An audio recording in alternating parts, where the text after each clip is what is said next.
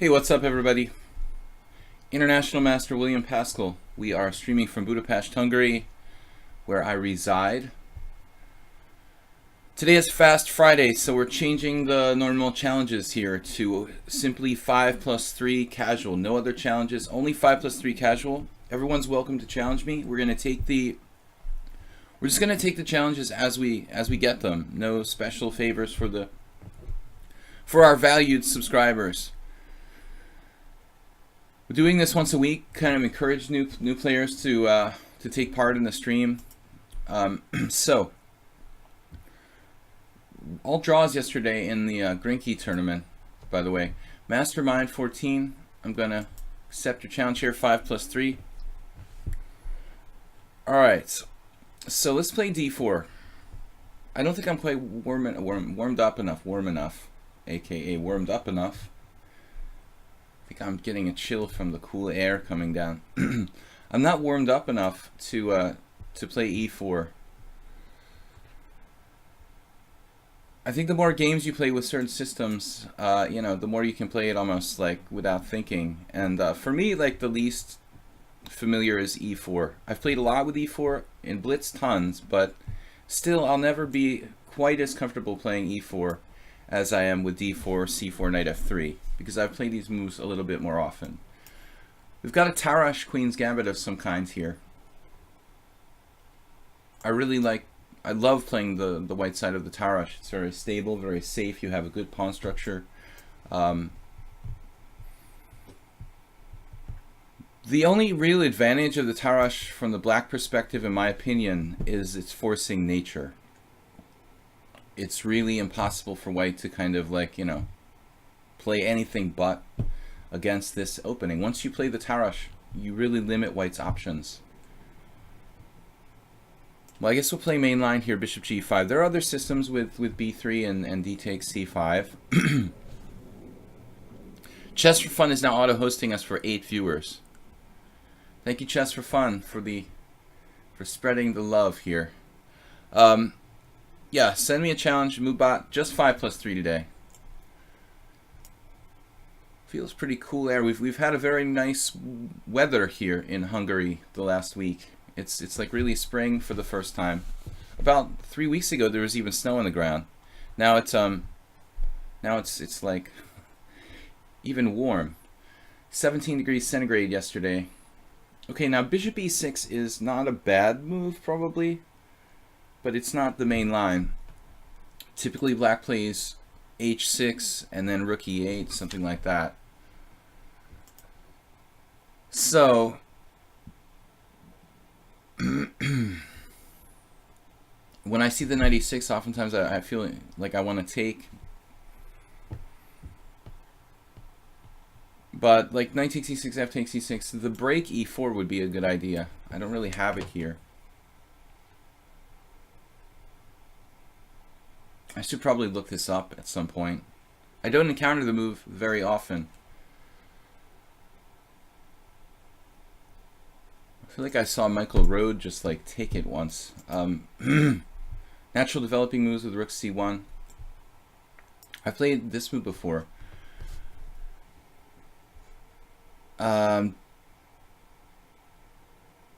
Just developing a piece, connecting the rooks, pressuring c6. I do have the feeling that I had another game with someone else not that long ago where I got absolutely nothing out of the opening. Let's check this after the game. I want to see how good is knight takes e6. But knight takes e6, e4 doesn't work because he's just trading a lot of stuff there. Knight takes e6, e4, knight takes e4, bishop takes e7, etc., etc. That's probably fine.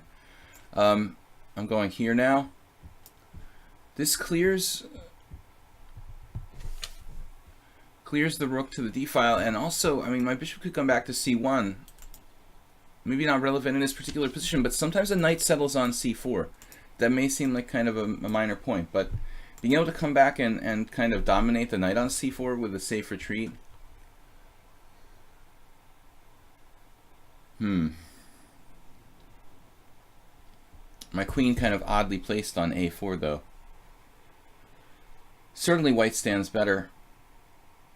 And I'm like freezing. I opened the window and I'm like shivering. It's so cold. Too early in the morning to open the window, I guess. Maybe there was a temperature change. Nobody told me about. All right. If you see me moving, it's just that I'm shivering with cold here. When the game is done, I can actually close it now. All right. We got time. All right. We got time. We got a 3-second increment. Okay, I don't know what to do, guys. I don't want to play too passively. Knight takes c6. Doesn't seem right. I don't know what to do next. There's no h3 prophylaxis. Take the bishop. What's the follow-up there? Man, I don't know. This queen a4 is kind of a weird plan. All right. h3, e3. e3 kind of weakens my white squares a little bit. Okay, I don't know what to do. Default choice. e4.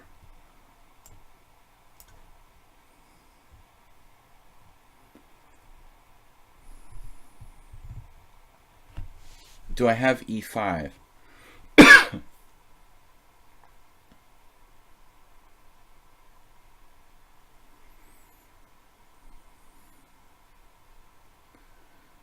A kind of e5 ideas. Doesn't appear so. So we're just maneuvering.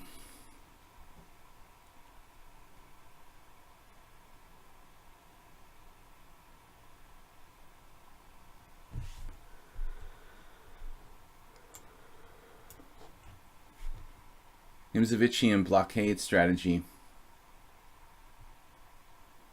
Mastermind. Logical play by black.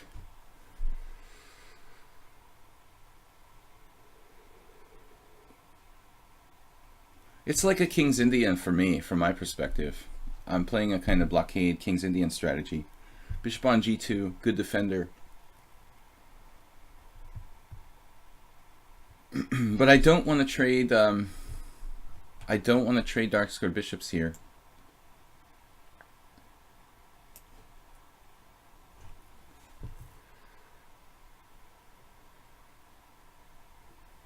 That's why I'm pulling this bishop back.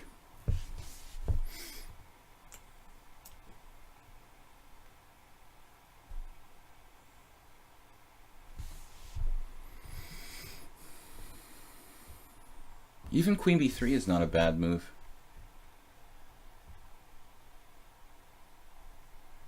Isolating my pawn, though.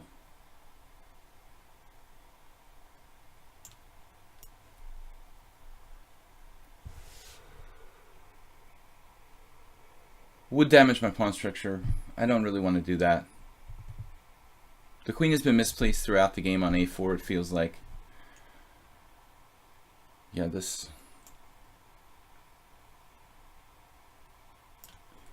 is kind of what I anticipated. He just doesn't want to trade queens somehow on principle.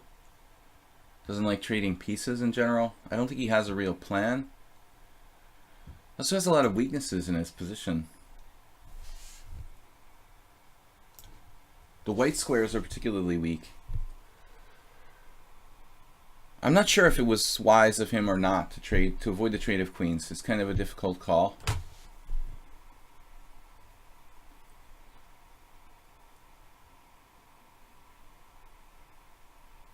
Now I have finally almost had a threat there. Oh, he blundered.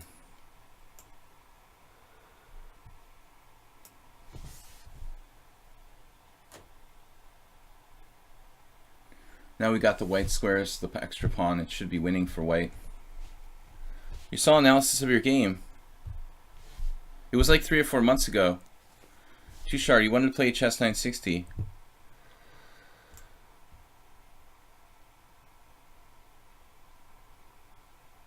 Should I take here? No, why? Okay, Tushar. You can challenge a chess 960 for your challenge. We're good to go.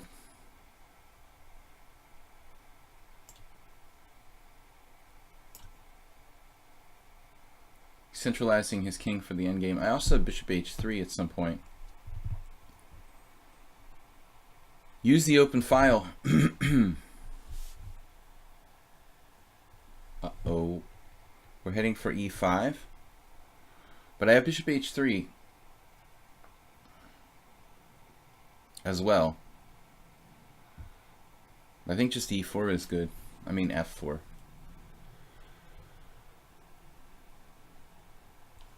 This bishop is bound to become a good piece eventually. I mean, that's the thing. I mean, it's kind of like a long-term investment. When I enter that opening and think about taking on e6, you're just counting on the white square bishop becoming a force.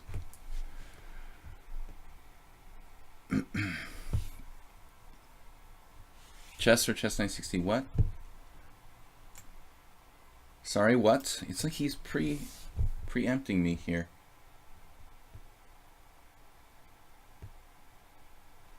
Mastermind 14, do you play a lot of bullet? Funny, he's got no bullet, but he's very fast. That's odd. Do you have like a second account for bullet or something? I always find it funny when people who don't play any bullet have like no bullet games, but they're very fast. It seems kind of ironic.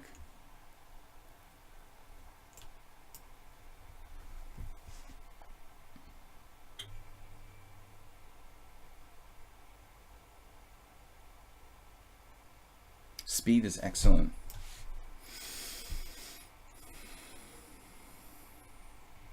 He's doing a lot of subtle things here. He's not making any mistakes. Maybe this move finally. Just when I said he's not making any mistakes. He finally makes one.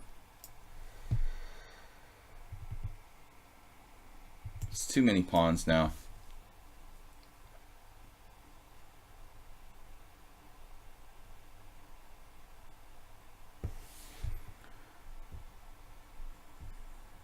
One, two pawns. C takes b5. Don't you blame bullet accounts?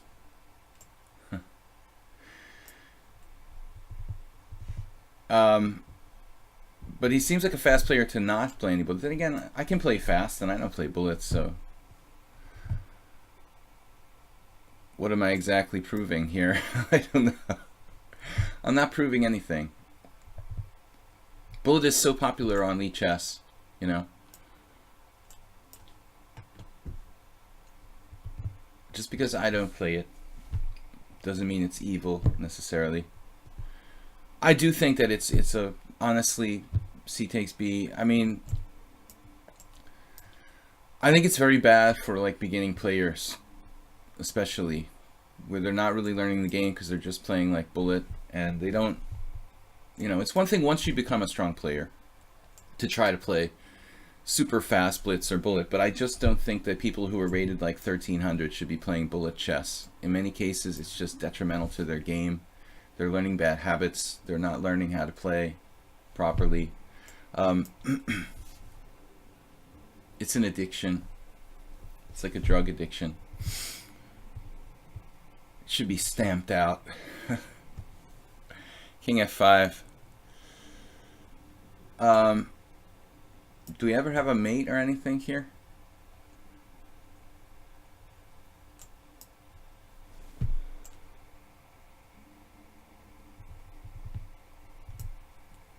This is not mate yet, but it will be. Alright, now I want to see this opening for a sec, because this move bishop e6 is very rarely played. So there's no named players playing black here with bishop e6.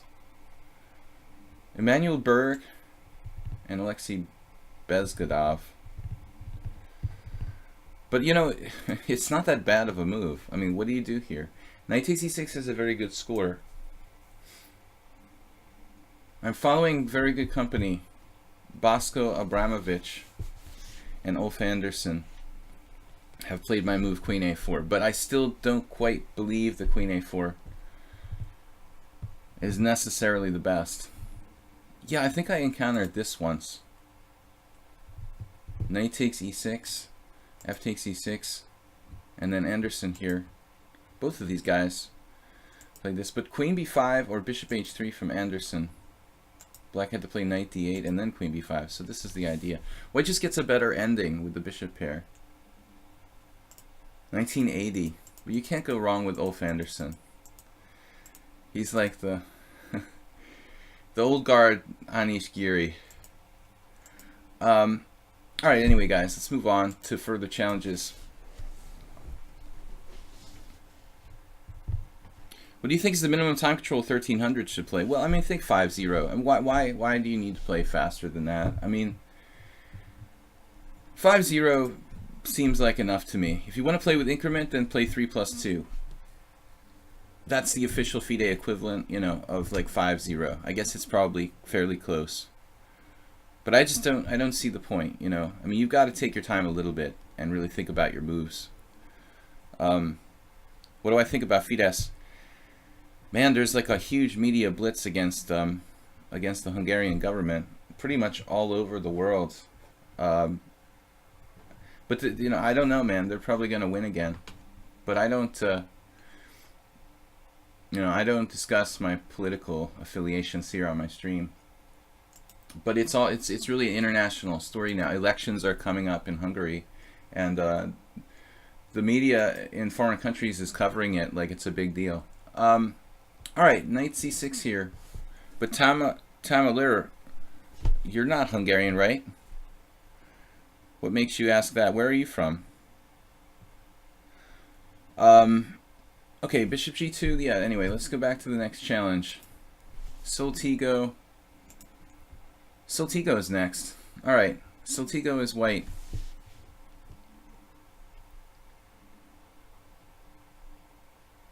BBC had a huge story about the history of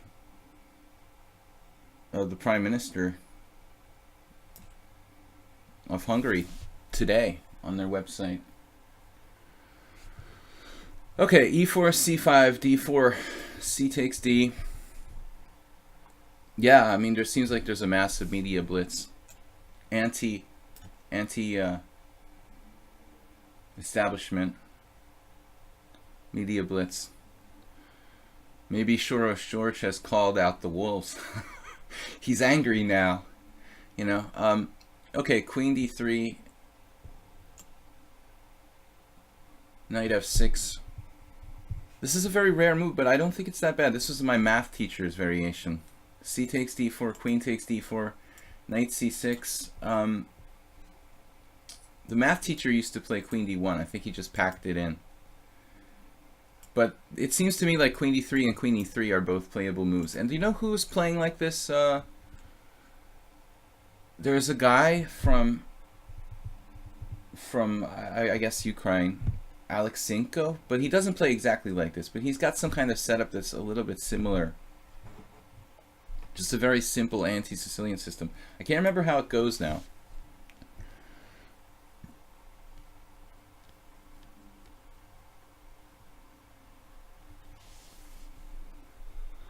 Serbian President Alexander Vučić was a junior chess vice champion of Belgrade. Drndach, where is that coming from? I mean, it's interesting, but I don't see the correlation. Anyway, I don't want to really get into political discussions here, Tamalir. If you, you know, you want to focus on chess, it's cool, but I just, people get very polarized about politics, you know. We all want to be friends, so I don't want to go there. G6. We're going to fianchetto the bishop, get the maximum potential for that guy. Also, it's possible to double fianchetto with b6 as well. Depends on how I can solve my problems here. Actually, Soltigo, this looks exactly like some kind of Alexenko system. Except maybe his queen goes to e3. I think Alexenko puts his queen on e3. How does he get that line? But it's not with like queen takes d4 on move 2. It's something else. Maybe some kind of Moscow variation, or whatever it's called, the Checkover variation with you know, d4 and queen takes d4 later.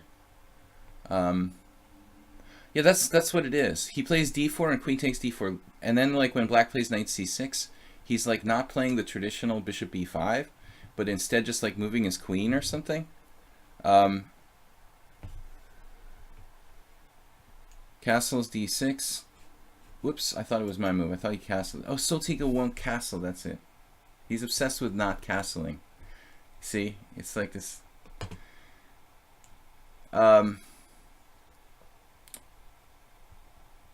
This is the benefit of playing queen d3. He can actually move his bishop out. Alexienko would have like his queen on e3. He's had some success with that. That guy is like a really, really awesome, simple positional player. I guess we have to do something. I want to get my pieces out. Maybe bishop g4 to trade pieces is a good idea when you have less space.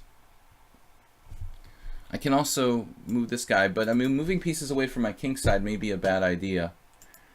If white has any ideas of, who knows, is he going to lose a tempo and play like queen e2 and then try to play bishop h6? So that's, it's a no-win situation. You can't get that.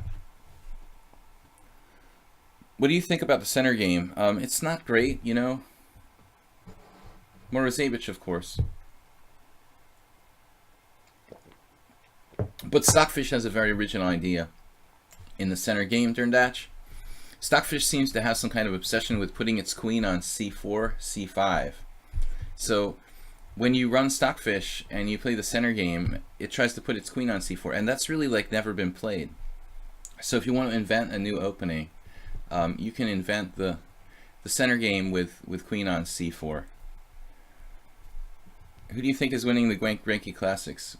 Well, they're up to 3.5 out of 5 or something. There's several players on 3.5. MVL, Drew with Aronian. I love this. Like, for some reason, it seems like nobody loves Aronian anymore. But they're like giving like those guys a hard time for a draw. The fact of the matter is, like, it was like a fighting variation that just ended in a draw. But to be fair, you guys can criticize MVL for drawing with white against Aronian, but he has a pretty bad score against Aronian. Aronian has taken him out in a lot of clutch situations. So, all right, here we are. Developing my pieces. I'm not sure about rook c8.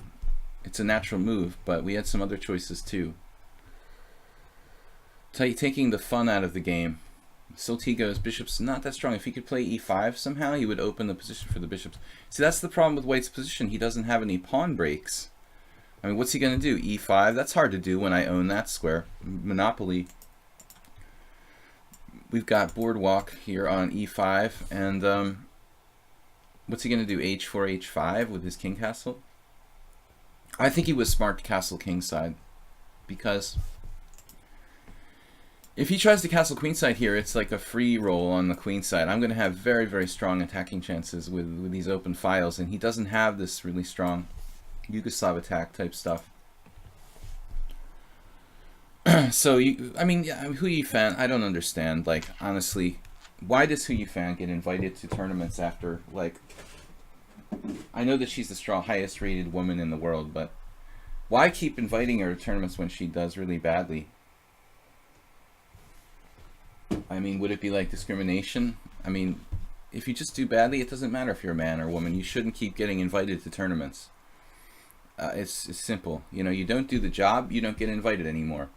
But she plays like horribly, like embarrassing level, like terrible, and then she gets invited. But maybe she was already invited to this tournament. Like, that's the thing. Maybe she was already invited before her horrifying result in her last big tournament. But she's just not on the level, I don't think. You know, her rating may be high, but I don't think she can really hang with these guys.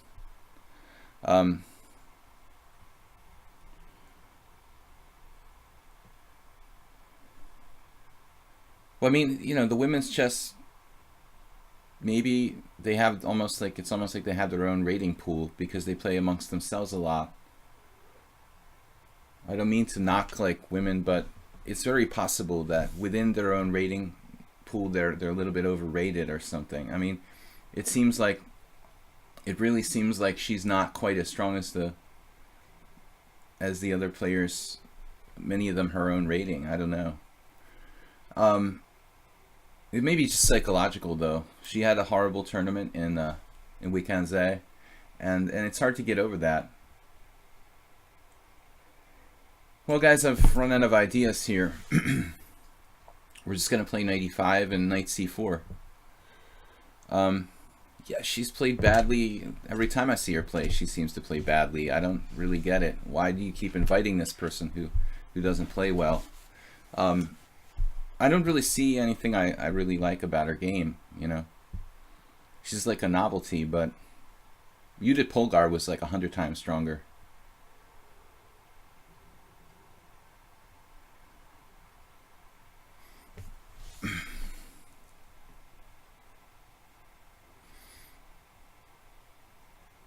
But I don't know. I mean, she went through a lot of... She went through here, for example. She played in Budapest. I didn't play with her when she was here. I know some people that do. My teammate, Zoli Varga. So I don't know. She was very young, though. But she did well in the Budapest, like, first Saturday GM tournament. She's not, like... It's not a fictional character. She's supposed to be a strong player, but she doesn't seem to live up to the billing. I noticed personally though that her endgame technique seems horrendous, like for her level. She's like constantly blowing equal or drawn endgames. I was asking Zoli Varga the last time I saw him about it, you know, who is like her trainer? These Chinese players are kind of secretive. Does anybody know who Yifan's trainer is? Who Yifan's trainer is? I guess it's like a secret. Some random Chinese grandmaster.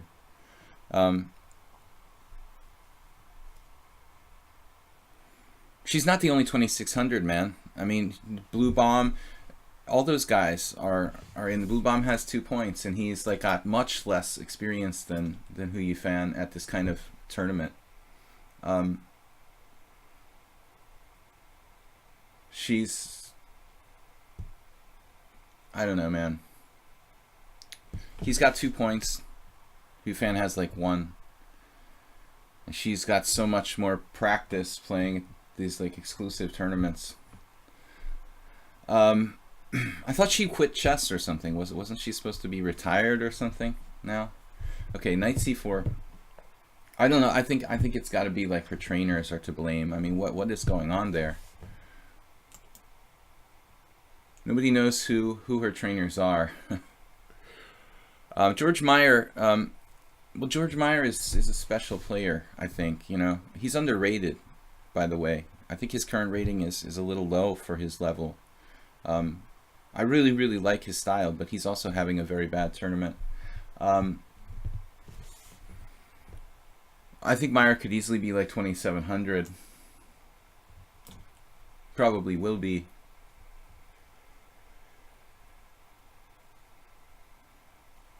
You're the Hu Yifan coach. All right. Svijana, Serbia. White. I'm still not awake, so I'm going to play d4. Right, she got some kind of... That's why I said she was going to quit chess, because she got some kind of scholarship or whatever. I don't know, man. She'll probably leave chess to do something else, but... I guess she was like scheduled to play this tournament. Most likely you sign up or you accept a contract to play this kind of tournament like a year in advance. Probably when they invited her to this, they had no idea she was gonna like finish in dead last place in Weekendze. Now they're stuck with her. But I don't really like her style. I don't understand her as a player. I like George Meyer a lot. I don't really know the Blue Bomb guy's games too much, but he seems solid. He played for the German Olympic team. Solid, again, another kind of like correct, solid player. I can understand their styles. I don't really understand Hu Yifan. Maybe because she's like a Chinese player and harder for me to read. Their understanding of chess seems a little bit different. E5,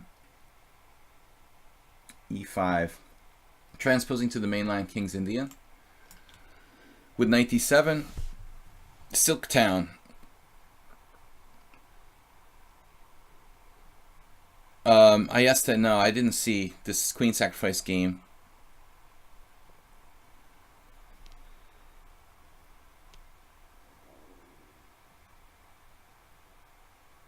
But she seems to do well against lower rated players who you fan. I mean, that's clear. She definitely is confident and plays well against lower rated players. B6, this is a very unusual move. Setting up double fianchetto in the King's Indian is not really traditional for black, because I can shut it down with d5. Here I'm probably shutting it down right away. This is a very old Reshevsky theme. Wait for the rook to come to e8 and then close it down.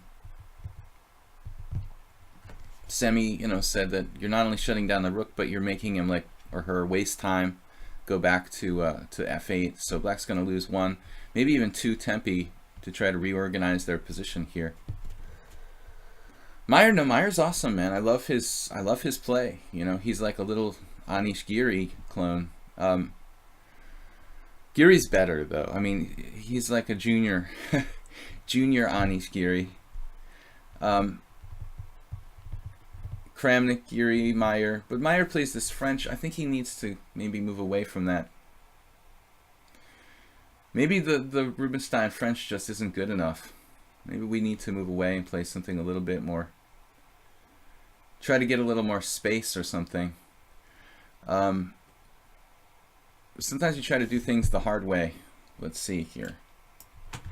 A little too much. Meyer is playing the Rubinstein French. I think he did a DVD series for ChessBase or somewhere on Rubinstein French, but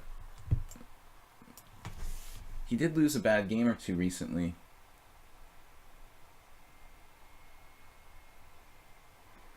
Okay, is this someone that you know? Derndatch, a friend of yours?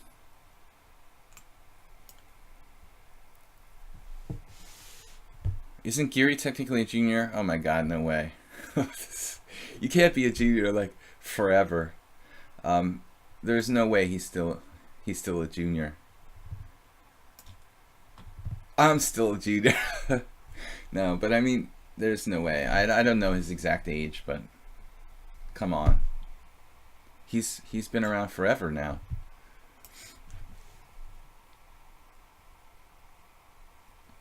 Confidence is huge. I know that it's hurting me. Now this player, without knowing much opening theory, has a very good kind of general understanding of things. Like, look how they didn't put their bishop on b7. Despite not knowing the opening very well, they knew not to continue to follow through with the idea of putting the bishop on b7. They put the bishop on d7 where it's better placed. Knight on f8, it's not well placed, but it's out of the way. So we're looking at a player who's not well versed in the openings, but understands basically quite a bit about general principles, general strategy. Junior is 22. So I just made it. He's turning 24 this year. Wow. I have no idea how old anyone is anymore. The older you get, the harder it is to judge that. If you told me that Giri was 27, I wouldn't have even known the difference. But he plays like an old man, and so does Carlsen, and so does Kramnik, so do I. But George Meyer has a very compact style. I really like the way he plays.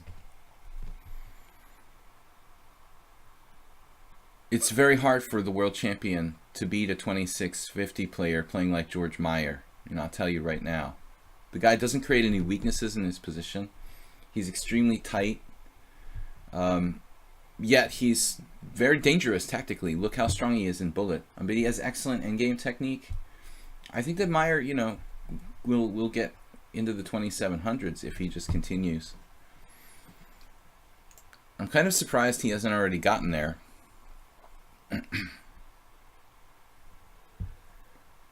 But he doesn't have an exciting style. He plays very solid stuff. I mean, I guess he's capable of playing sharper and bullet and whatnot, but his tournament game, is pretty fundamentally solid. Okay, guys, we've got to get something going against Black's pawn structure here. I don't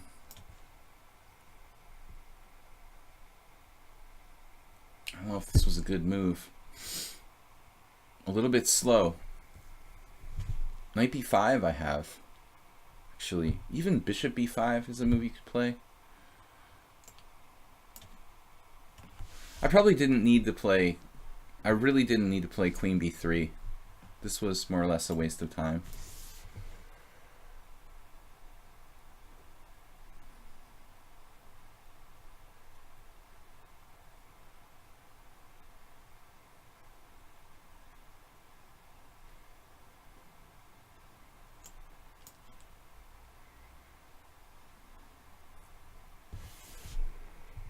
We might need the white square bishop to come back and defend the king side. Truthfully. Oops.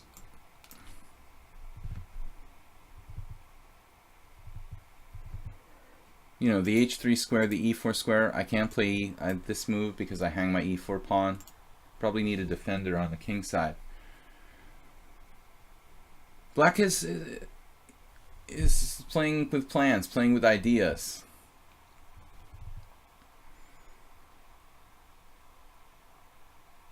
Here's another idea. A strong idea.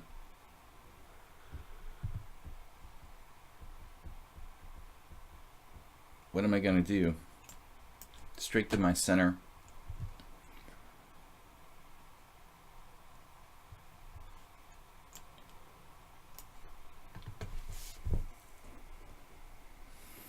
I would say Black's a good defender.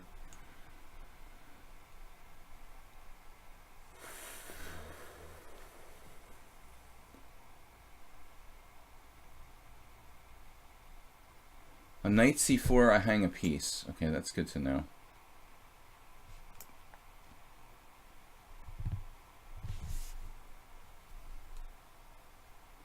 $11.47 in rapid. How could this player be $11.47 in rapid? I mean, seriously. That's ridiculous. How could you be $11.47 in rapid? And you haven't dropped any material or made any kind of tactical mistake yet. Meanwhile, Black's getting some counterplay, it seems.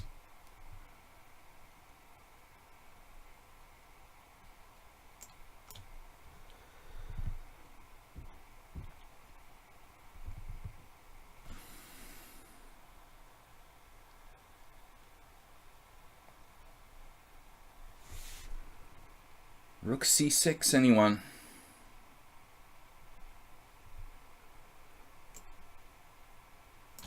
Maybe not a bad move. Trade of pawns, perhaps, to create some dynamic possibilities.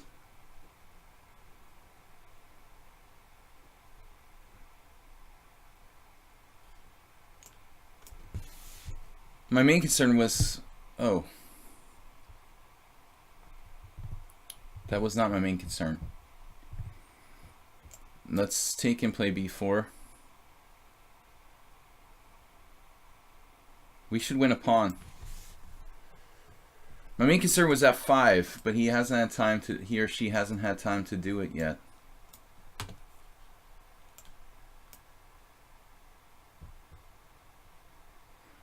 Good practical player for 1594. I don't understand how they could possibly be 1100 in rapid chess. Unless they were just losing on time because they don't like playing rapid chess. Anyway, we're winning now. Free Bauer. This was a real threat. Is a real threat.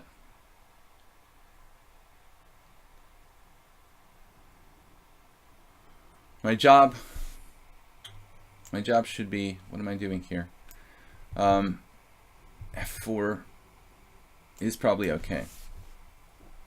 Just not allow Black any counterplay.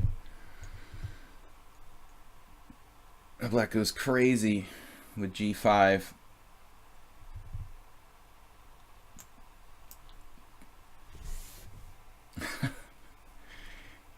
It's Derndatch's second account. A secret account.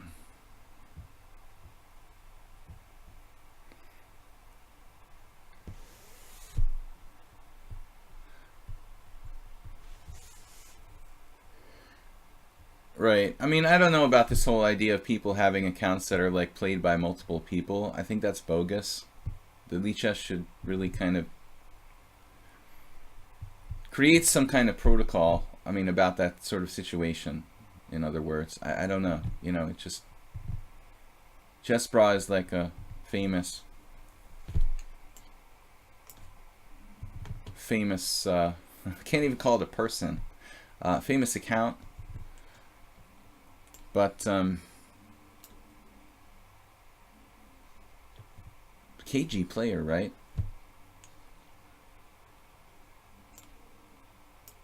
Does this seem like someone who could be 1100 in rapid chess?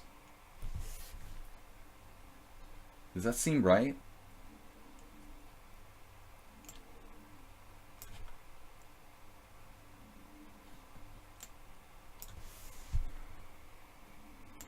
I'm like scared. How is this player 1100 in rapid? I'm finally gonna win. He's 1700 in bullet. Alright. That makes sense. They're pretty good at bullet. I think they just disconnected for the rapid games or something. It was just like, no, not gonna play rapid. I entered the tournament by mistake or something.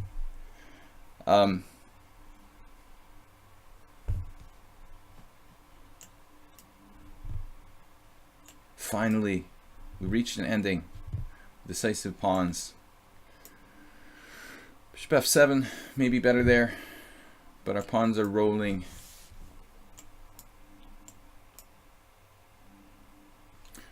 Alright, not that bad of a game. Black had chances, I think, at some points. Okay, guys, I'm not going to analyze all the games. Dear Santa Claus. Oh, tough players coming up. Dear Santa Claus, Tushar Kande. I need to make sure I'm fully awake. Derndatch. Make sure it's a casual, something new. Casual challenge. Dear Santa Claus. This guy's tough. He's playing c4. I don't remember him playing c4 in the past. Maybe this is something new. Am I crazy? Maybe you do. Don't you... You know, you play like 30 games with someone, you can't even remember what they play. That's why people ask me like, oh, can you tell me after playing 2 games what's wrong with my style? It takes like literally hundreds of games to play or analyze, I think, of a player for me to have a clue about, like, you know, how good they are. You know, even to play them myself and prepare for them, let alone like explain what's wrong with their game. If I had unlimited time, I would be able to really powerfully prepare for my opponents. But we're talking about days, weeks, you know, for tournament situations, like when you know who you're going to play in advance. Santa Claus, I played 30 games and I still don't know that much about him. I know that he's fast and tricky. I've given up on Queen d7. That was the end of that. Not Queen d7 here. Queen d7 here is okay, but I was playing it like on move 6 for a long time, and I'm done with that now. They're losing to an old dude.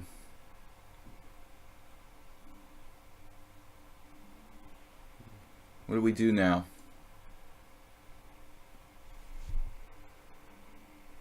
Play for the center would be my plan. I might be able to play knight h6, but then knight h6 is kind of interesting actually.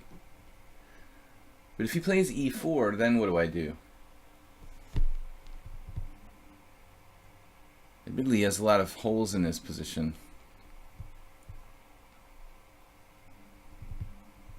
Admittedly. It reminds me of World Loser. a player who played a lot on my stream. He's very, very fast.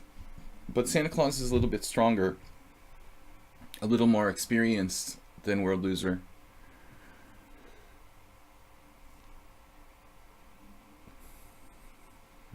Maybe Santa Claus messes around a little bit in the opening, playing different stuff. He doesn't play a really narrow repertoire, but he's tough. He has a very good score against me recently, not so much in the beginning.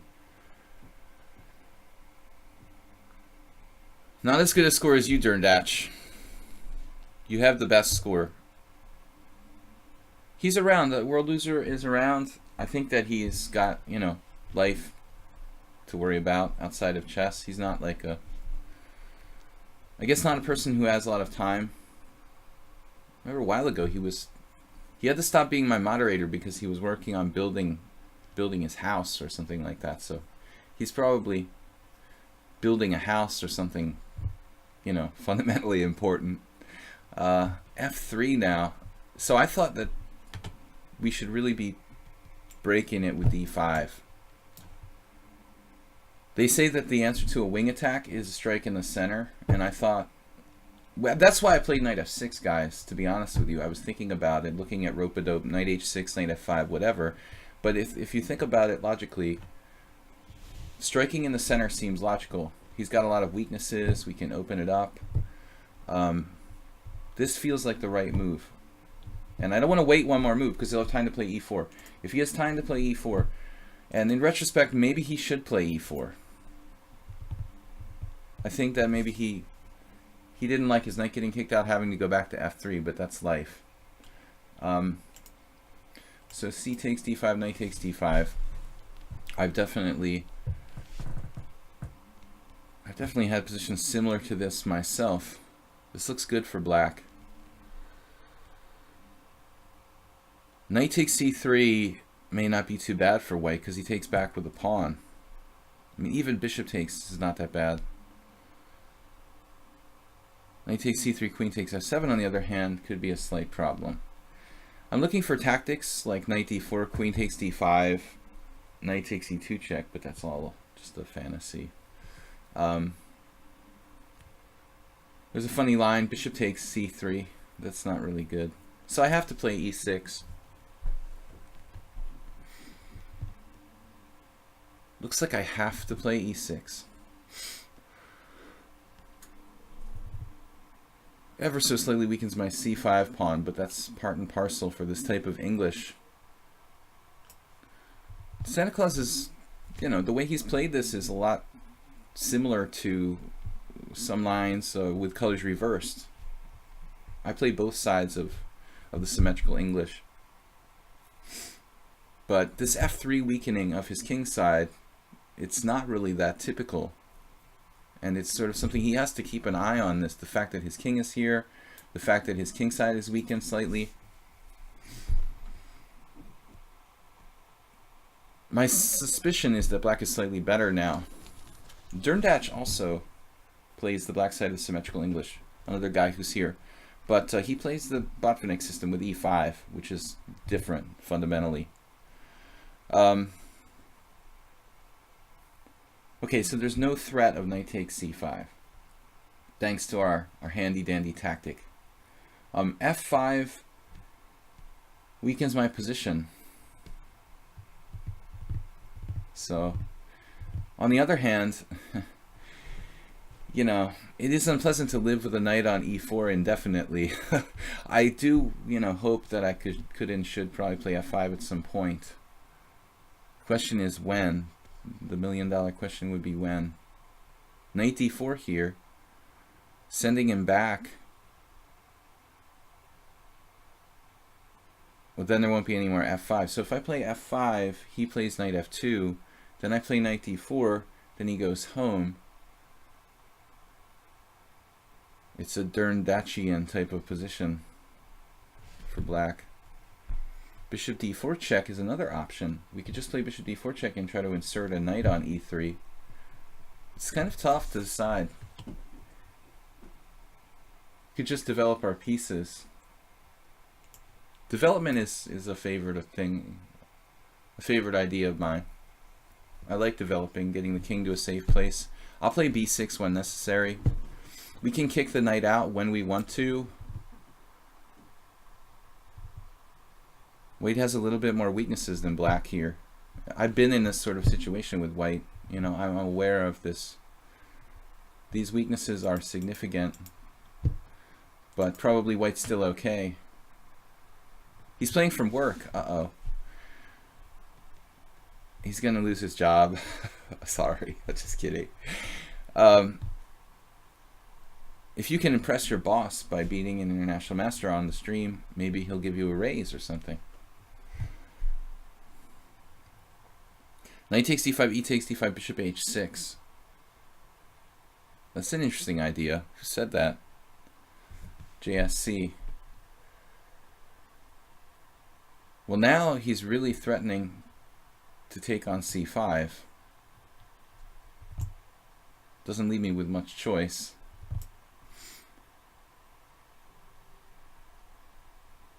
Pinning my knight. But it's... hopefully he's handicapped enough there at work. He can't do his usual damage. This is a very standard looking position. Another queen move. So he didn't really achieve anything. I think queen b5 like forced me to make a move I would have made anyway. So we've got to ask ourselves, do ancient aliens really exist? Rook c1. That bishop h6 idea, that's all fun and games. But I'm going to concentrate on development. This also discourages b4 type of stuff. I mean, the other rook looks like it should go to d8, but here I have to be careful about these weak squares. Suggestion of bishop h6 made earlier. Well, I would... now it would be a different call. It would be a different situation. I might be able to take it. Then he takes on d5. Then I take with the pawn. Then he has a check. Then I take his queen there. Okay. King g2 is just a move that's been on the horizon for a long time. We know that was coming. We knew that was coming. Knight d4.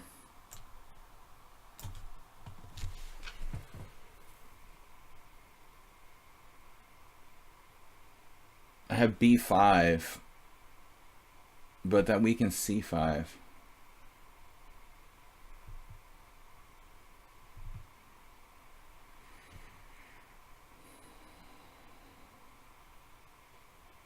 There's the proverbial cheapo.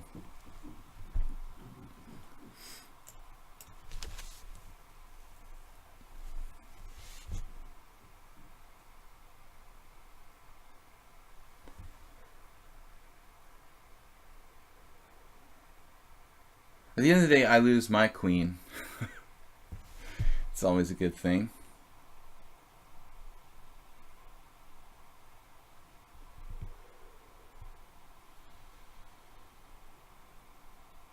I was just kidding about that, alright? Let's just repeat position and be friends. Just kidding. I'm just kidding about the being friends thing. I really just wanted to trick you into repeating the position so I could do a different move. I'll go back. And play the same thing again. No, you don't like it anymore. Can't imagine why.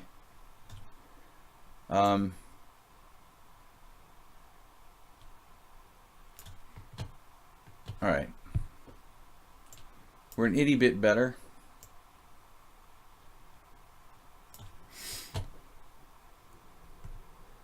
Oh. That has to go, probably. You try to pressurize white. Yeah, we can't be having any more knight e4. That's why I got my king to h8 to get off that white square diagonal, but enough of knight on e4. That was really pretty much pissing me off. Black is slightly better, but it's nothing devastating.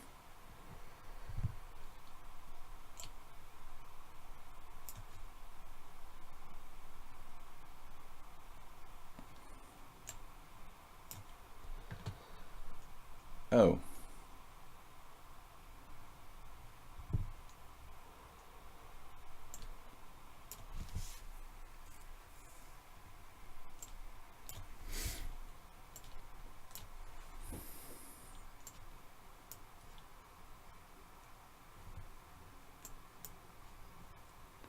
This should be a winning technical ending.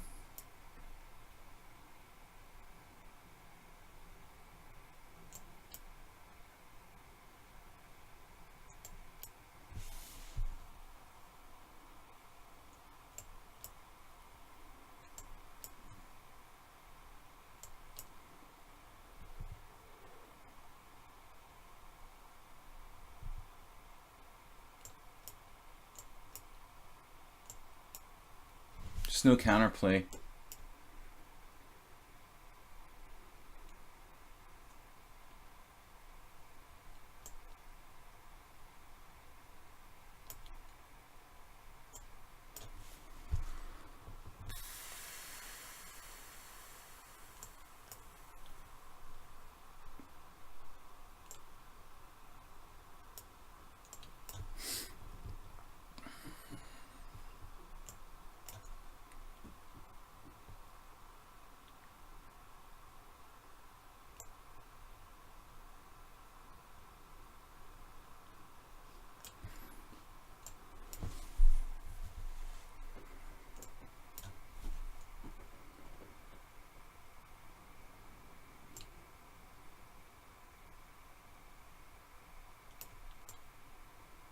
Got to keep his king away.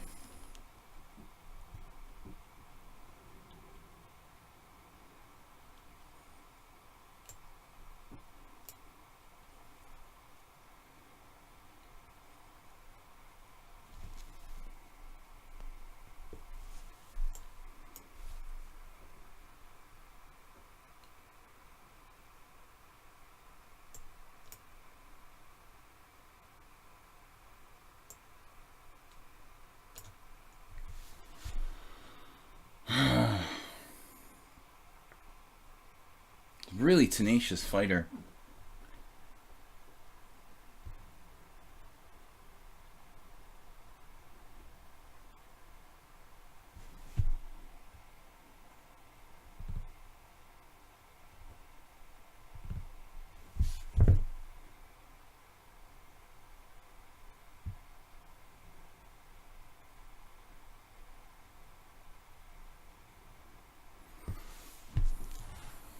See you at home. I won't see you at home, but I'll see you from home. Alright. I don't know if we messed up this ending. It was a little bit sloppy technique, it felt like. I was thinking he can try to take here and play g4. I guess this move drives his king back. Here, king e2. And then I move. I'm going to promote. He doesn't have time to even take on f5. He has to play here. I make a queen. And then the problem is, if he takes on f5, I guess I just snap this pawn. And then he can't even play f6. And he can't get his king across. So it's lost. Alright, Tushar Kamde is next. How many people before I get in? You do the math.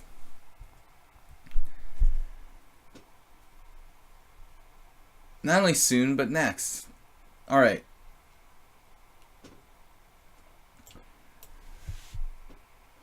Knights on the side of the board.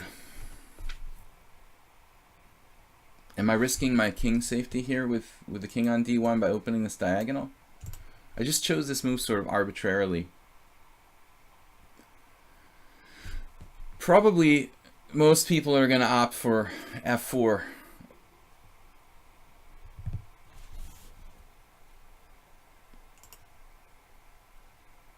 But I guess this is a way of defending against the threat of a2, the threat of taking on a2.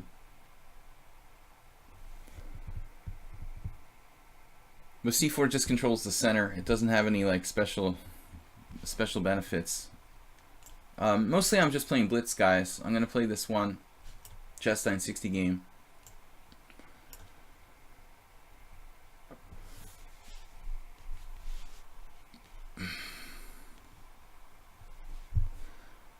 Soltiga, what? You did some research. It would seem only in USA you can watch ads for bits.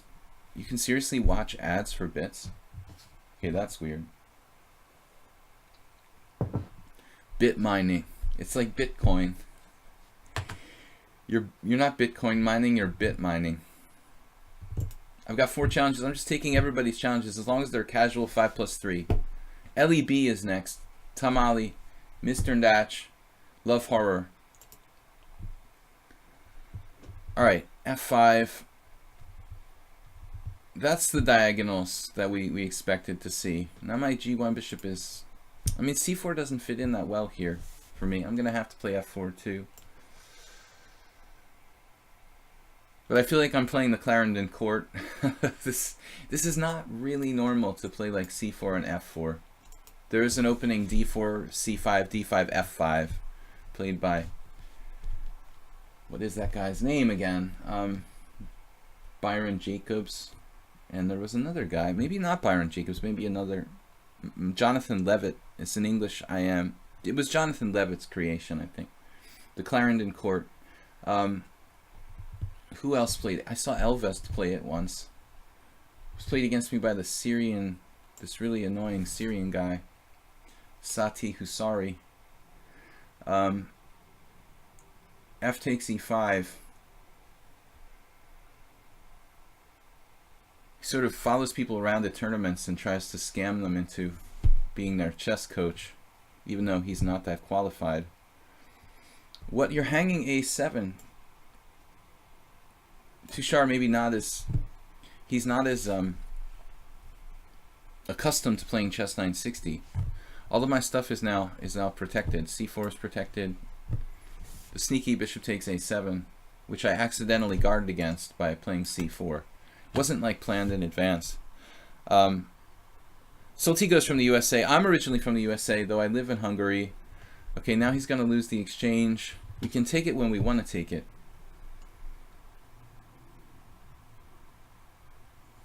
Take it easy, but take it. Alright. It's from a very old sitcom. None of you would know. 70s sitcoms.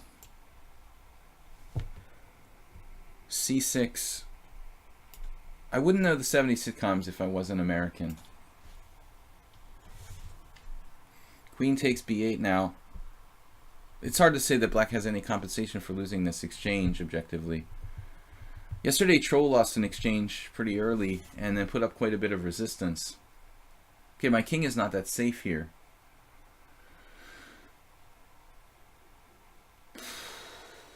D4 kind of weakens my position, but at the same time, it hangs a pawn.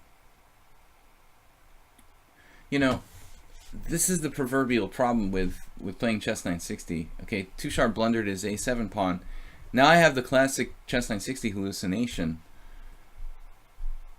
Did you get a chance to read my message on lichess in regards to bluffing in chess? I just got it 5 minutes before the stream started. I haven't been logged on since last night, Soltigo, so I'll take a look. I mean, it totally goes hand in hand with your very much, you know, liking Mikhail Tal and his style. Tushar, you should realize that this is a king, not a queen. I thought it was a king on E1, queen on D1. D4 is not protected. You can just take on D4 with the bishop. At that point now, black has lots of counterplay. I would think, once I drop this pawn with D4, thinking that my queen, you know, inherently in my mind, my queen is always on D1 when I'm playing normal chess, so I just was like, oh yeah, D4. It's ridiculous.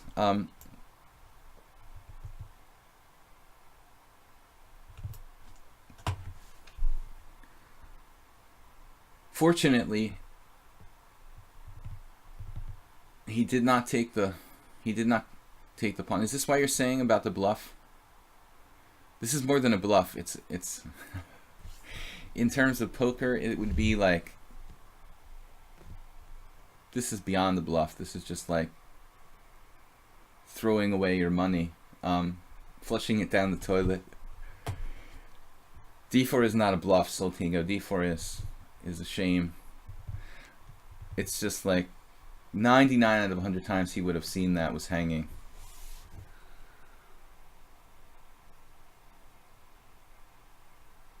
Okay, we have a problem with this knight on A1. Definitely. It looks like he's repositioning to try to play bishop H6. And by the way, guys, like general advice, always stop to think about what the other guy is doing. This is one of the weaknesses of some chess players. They have a tendency to only think about, this is also poker, typical poker, you know, mentality mistake. The players who only like think about their cards and not the other player. It's obviously very standard. Now coming back with this one. It looks passive, but I'm up material and I just want to consolidate here.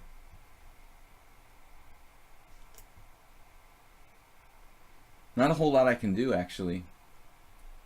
Try to play the other knight. But I need this knight. This is probably the best I can do. I might even lose a pawn back, but I think that's the least of the evils. The lesser of the evils, if you will.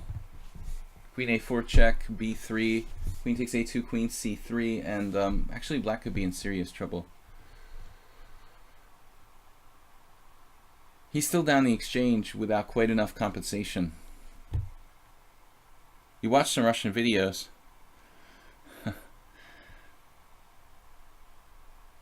Alright. Knight on bd2. He didn't go for the pawn.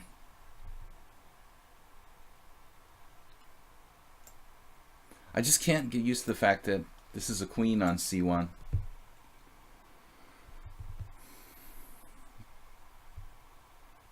You know what, guys? Minor pieces are more powerful than the rooks in the beginning of the game. I mean, this is why here, without an open file, my rooks are kind of difficult to really put into play and to get into play, and that's why I'm up the exchange, but I feel like I'm not up anything. And they're slow to roll out. I have no open file. I'm up the exchange and a pawn here, but it still feels like it's kind of unpleasant. Okay, I don't know what to do. Trolling a roll the other day, one of our regulars that you guys know. Same situation, down an exchange early, but he still put up some resistance.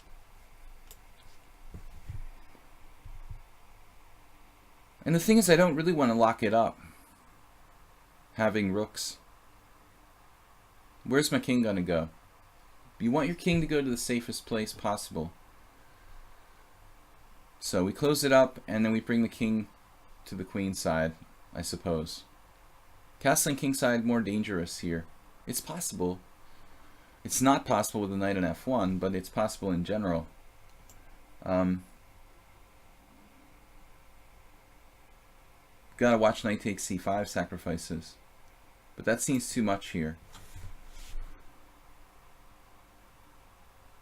He's very coordinated. The black pieces...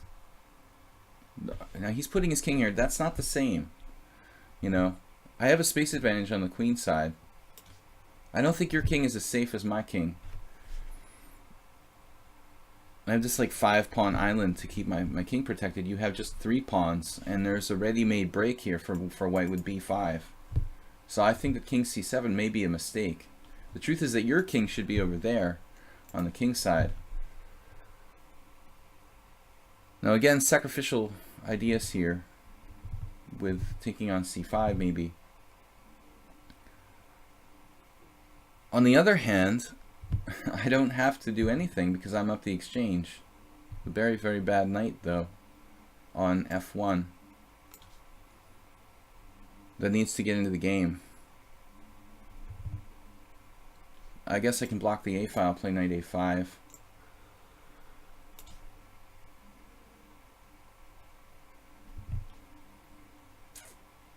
Okay, now we have to calculate the ramifications of taking here, opening up his white square bishop. I'll take my chances, I guess. He has both recaptures. This opens this diagonal. I kind of expected that. We should have strong attacking chances on the queen side with b5.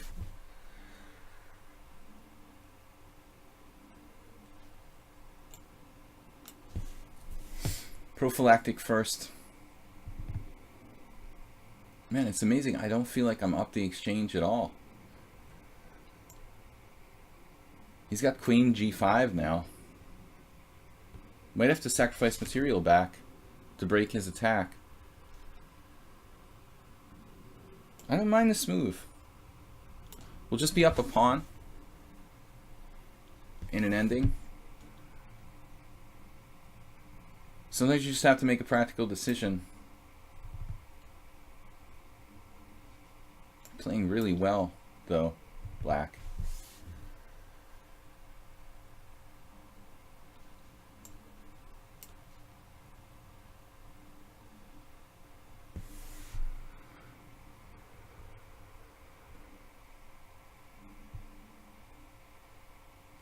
He overlooked this shot, but is it enough?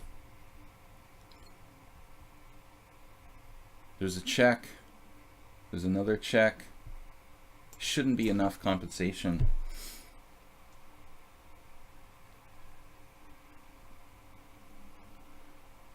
I could even play king c3. Ironically,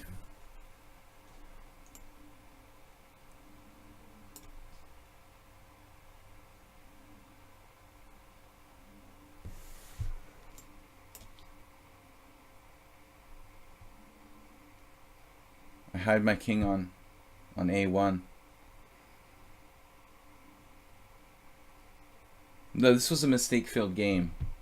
Chess 960 is much harder than normal chess.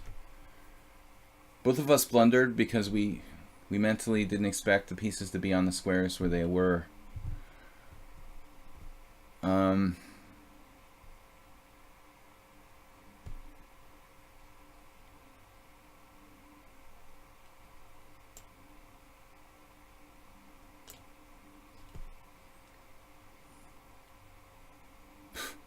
Even up a piece, I feel like he has some sort of initiative going on.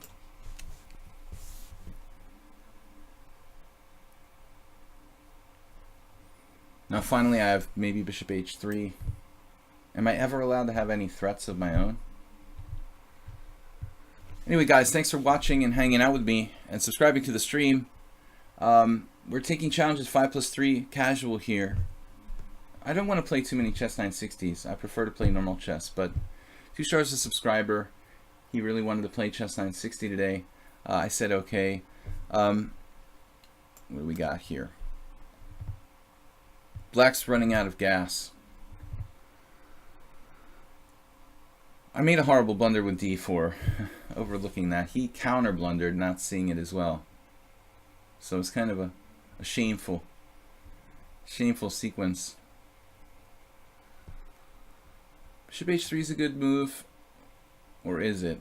Is it the best move? It probably would have been safer to play rook f2.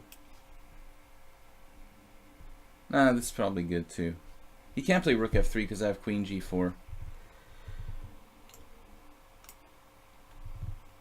Now he's actually coming under attack finally at move 32.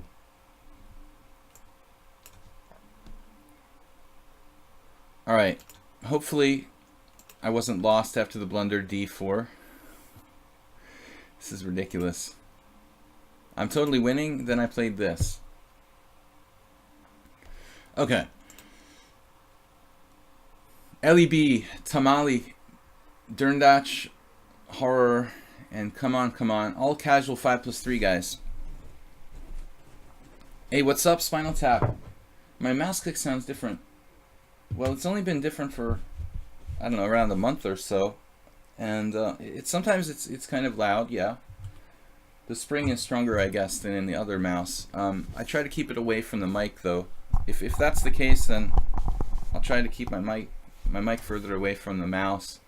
The stream should be better, though. I changed some settings in the technical settings with the video. So guys, let me know like how the stream looks as far as frames per second and drop frames. I'm not getting any drop frames according to my broadcasting software, and hopefully that remains that way. But I did make a modification, so let me know if we haven't had any complaints, but let me know if it looks good. Spinal Tap Chess International Master from Pennsylvania, USA. What's up, man? What's the word? What's the word? Absurd. Bishop g4, f3. Here we go with the Yubava attack.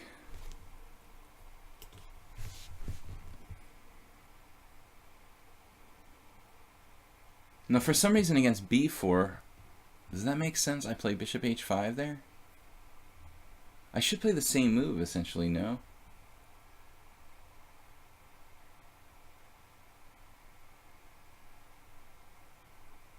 There are some subtle differences.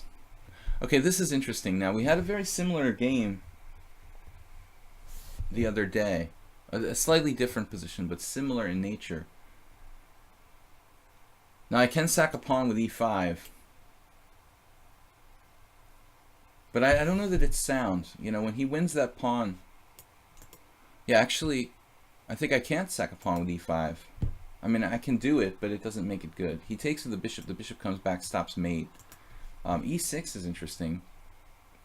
Probably trapping my own bishop, right?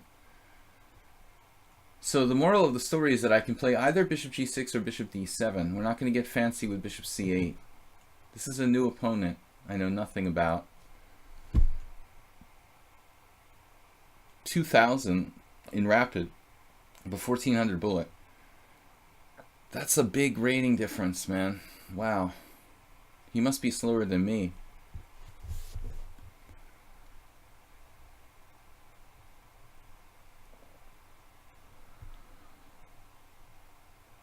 Classic Caro-Kann decision here.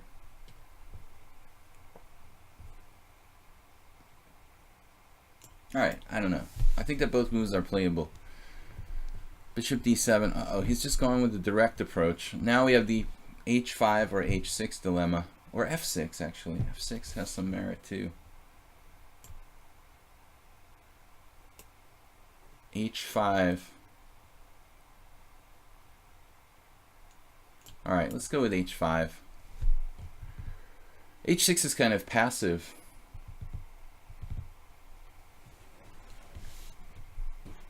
There is a problem with my knight on g8, which I have to deal with, of course. Every Caro-Kann player has to deal with. We also have this pressure here. So I think f6 is still part of the general plan here.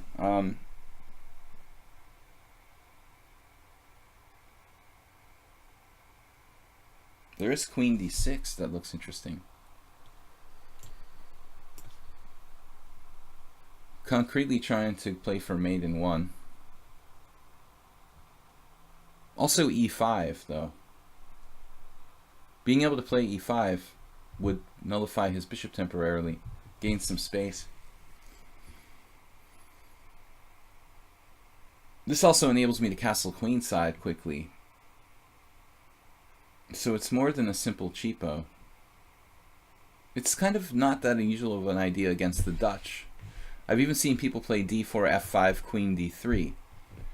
And that's a literal variation. Literally a variation. It's supposed to be f3, e4, right? No, I know. I mean, f3, e4 is this gambit I've played against it a lot. There was one Spanish guy on ICC, I can't remember his name now. Something Cars. Did you ever play him, Spinal Tap? On the Internet Chess Club? He was like a car salesman and international master. Somewhere from Spain. I don't know why am I playing e5 necessarily right away. It's not really necessary here immediately. Let's just develop. So there was this one guy on ICC years ago. I used to play a lot of games in this b3, f3, e4 gambit, and of course Jabava has played it. It's not very good for white though. Actually, looking at that line last week, we realized here on the stream that the main line is actually bishop f5, e3. This is, I believe, the main continuation. By far, like far outnumbering any other moves. e3. A6. It's like an advanced Caro-Kann, a little bit. Okay, this move is slightly paranoid, but it sort of freezes his knight on c3.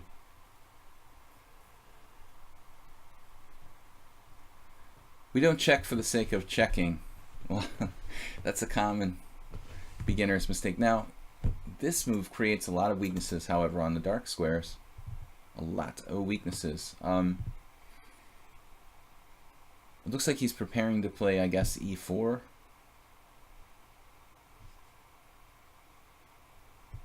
We got to get our pieces out here. Where am I going to put my knight, ultimately?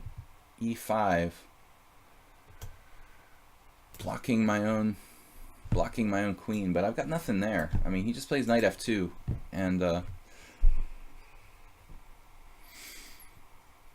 space.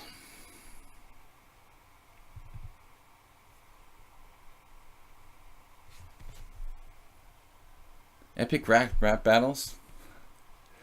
All right, queen d2. So it was simply like a means of developing his pieces, it looks like. Looks like everybody's going to castle queenside.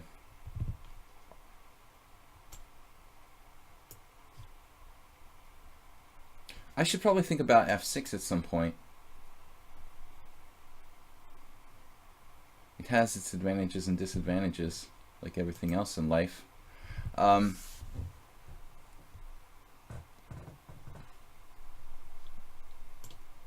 I'm just taking way too much time in general, I think.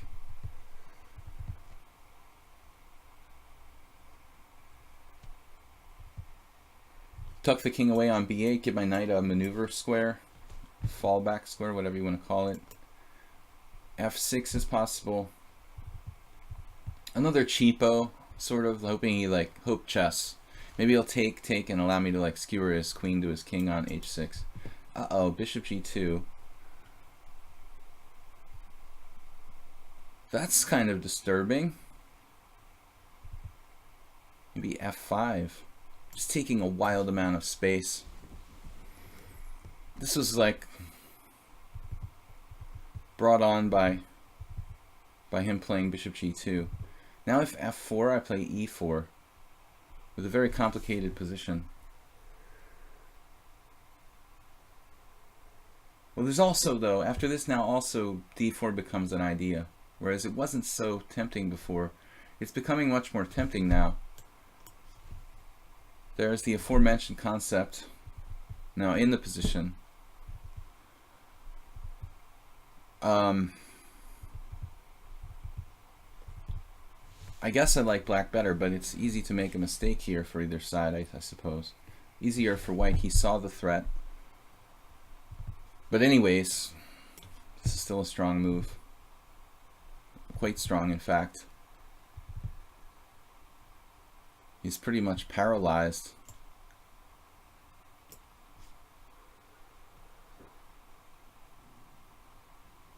Paralyzed completely by that control of e3. If bishop c1, knight f5, and I'm just sitting on the square, among other things. You could try to break out with maybe f4. White's position looks quite dubious at this point. We basically contained everything. Mr. T versus Mr. Rogers. Mr. Coffee is not here today. Where is Mr. Coffee? Rook f1.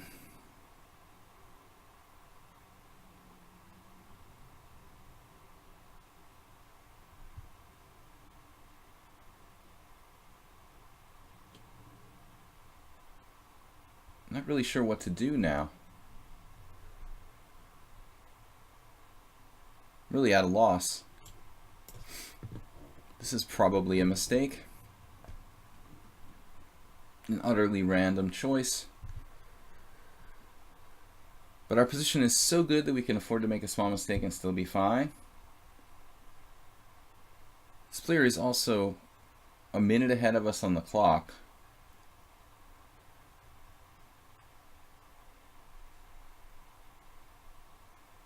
migration of pieces to the king side.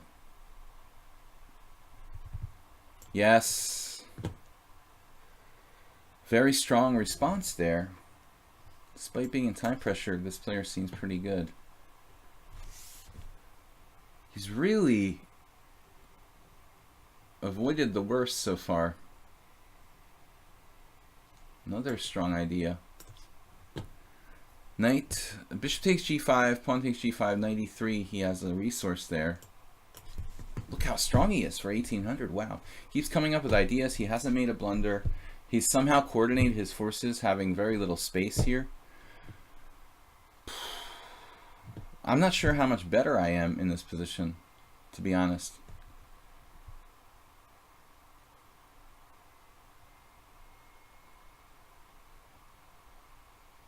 He's managed to prevent basically everything I can do.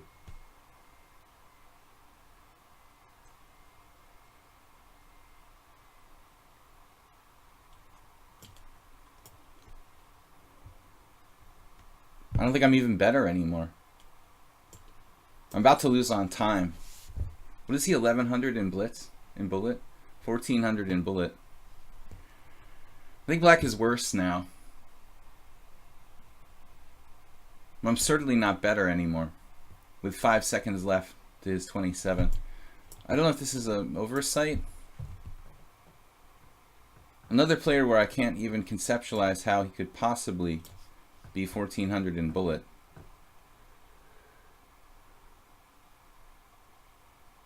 You literally have to, like, difficult to understand that. He managed to lose a pawn. Barely.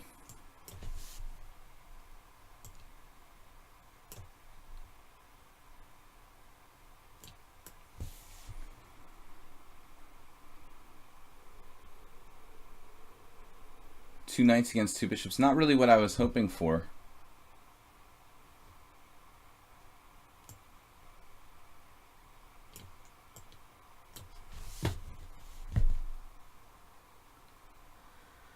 He or she.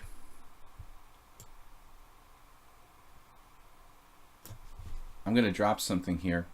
This was a bad move.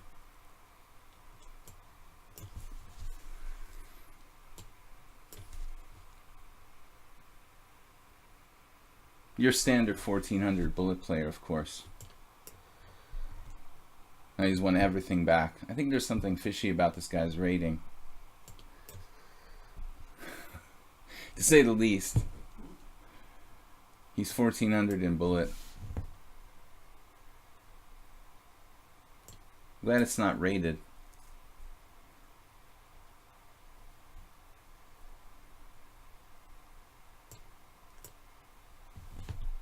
He like makes instant moves. And a saving move here.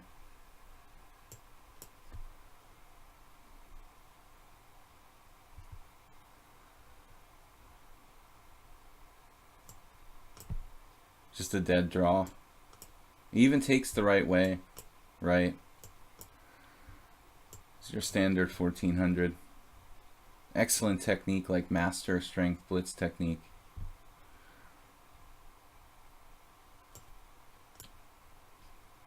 Now white's like tiny bit better.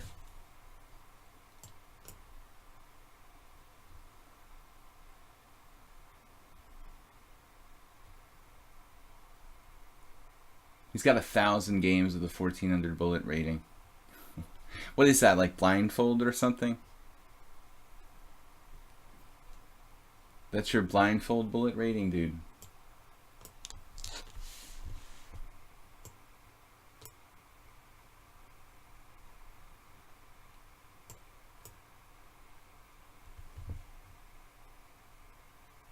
There's no way this guy should be allowed to play in bullet tournaments with that rating. 2,000 rapid, 1,800 blitz, 1,400 bullet. It's letting like his little 5-year-old brother play bullet for him. When he's really like candidate master strength or something. We have to have your bullet rating corrected. Anyway. Alright. We were winning, but it wasn't easy. Black had a really good game.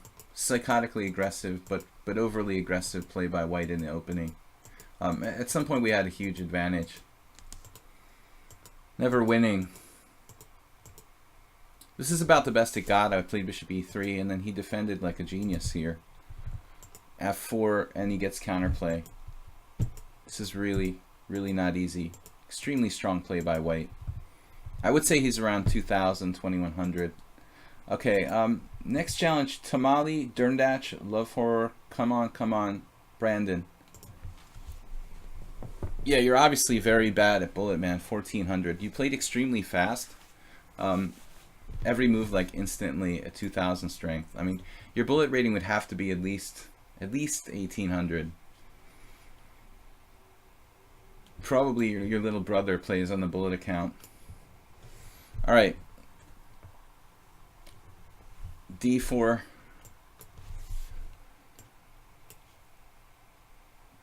Tamale 1,300. Love you guys with your ratings. He'll be playing like a master too.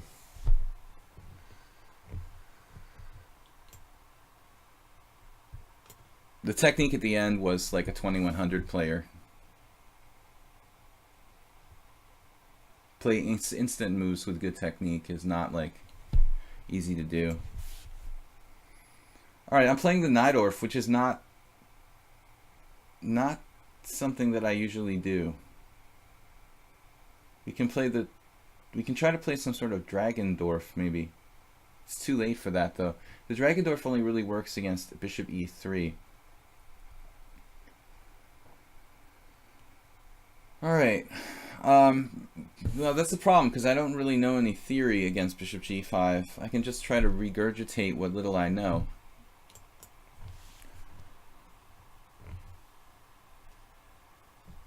Anyway, guys, we're just taking open challenges from everyone today.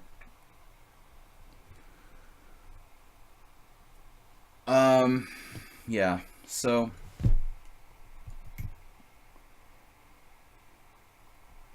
well, like knight on bd7 is the main move. Queen b6 maybe, the poison pawn. I know nothing.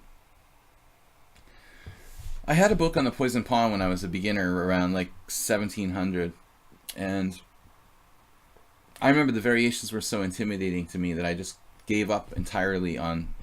I had two books, like John Nunn on playing on the Najdorf, and this special book on the poison pawn variation by Pergamon Press or something. And these books were so intimidating that I just was like, all right, I'm not going to play the Najdorf. Like, there's just there's no way I'm going to play the Najdorf. It's crazy. All right, let's not take the pawn and say we did. How bad is this for black?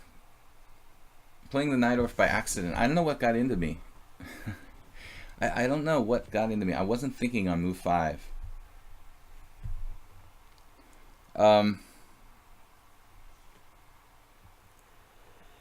right. 5 plus 3 blitz. We were held to a draw. But my king wasn't safe. I sort of get panicky and time pressure when I'm not playing enough fast blitz. This is similar to a line that I play in the Rouser with f4 inserted. Now if bishop e7, except the knight would be on b3. If bishop e7, I'm just wondering if it could transpose to the Rouser somehow. It would be like he played f4. Yeah, I guess if he plays knight b3 here, if he was to play that, we would have a line where he plays f4 in the Rouser at that stage. There's probably something wrong with this position for black, though. I can't quite put my finger on it. Yeah, I mean, it almost has to be a transposition to a Rouser now with knight c6, but I don't know which variation. Some weird... I've played queen b6 in the rouser a lot, but usually I'm not playing a6 that early. That usually comes later. Bishop takes f6 doesn't look good. Although maybe you could try it. Bishop takes f6, knight takes c6.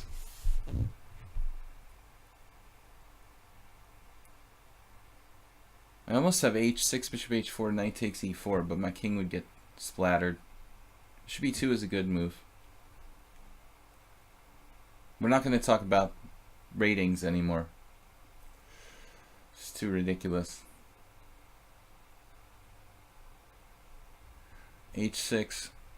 Bishop e2 looks like a really good move. What do I want to play here? We don't have any sort of tactics with knight takes e4. Castles looks better for white. Actually, the whole variation looks better for white. Bishop e2 is like a professional move. Probably best. You could also play knight b3, but why? What about take, e5? Trade everything, play e5.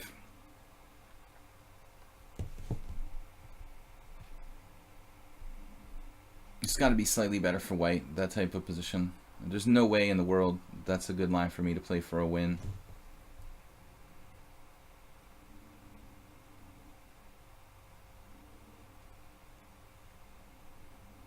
I don't know. I don't like this position.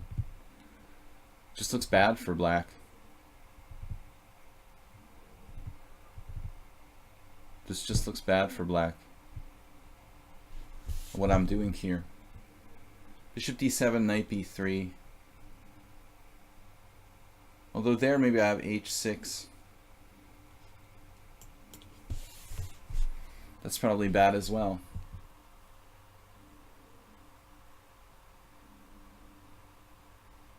He doesn't have to play knight b3. He can just play bishop f3 or increase his control of the center. Isn't h6 a move here? g4 is kind of crazy aggressive. Feels like it's pushing too hard. It looks like white wants too much with g4. I'm not even going to discuss ratings anymore. So e5, trying to win the g4 pawn would result in me maybe losing control of d5. Bishop c6 looks like a very solid move though.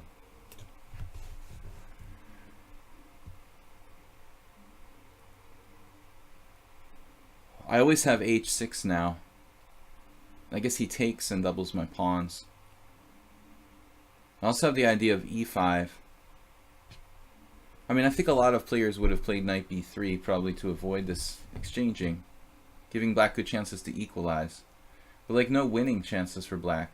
You can't play this kind of simplification for a win. I mean, if I wanted to try to really play for a win, I'd have to play risky castles and go into some kind of really dangerous position where white has a strong kingside attack.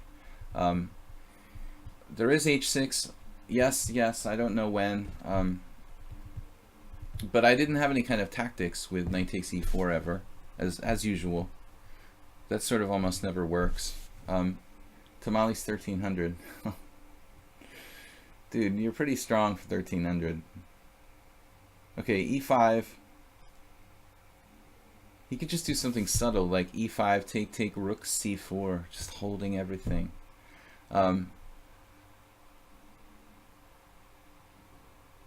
H6 is possible. I don't know if he takes or plays bishop h4. They're both probably playable. You know, now I have knight takes e4. Bishop takes e7, knight takes c3.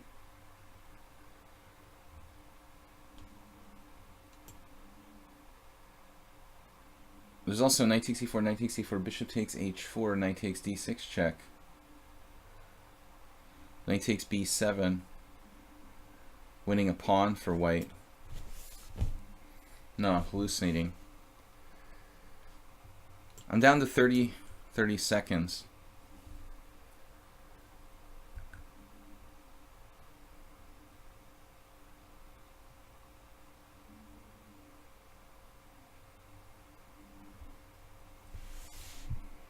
We have a tiny advantage in the endgame.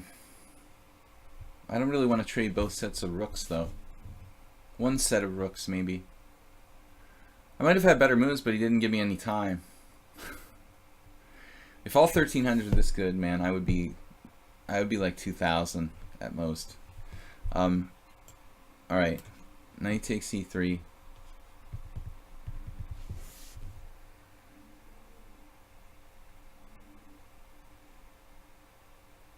Intermezzo. Because of the threat on e2, he has to recapture. And I take here. This looks pretty good, though. Now, in retrospect, the obvious thing is to, like, trade. I can almost trap his exchange. Not quite, though. He has rook b6. g5 is an interesting move. Not sure it's good, though, because of f5. Giving him ideas.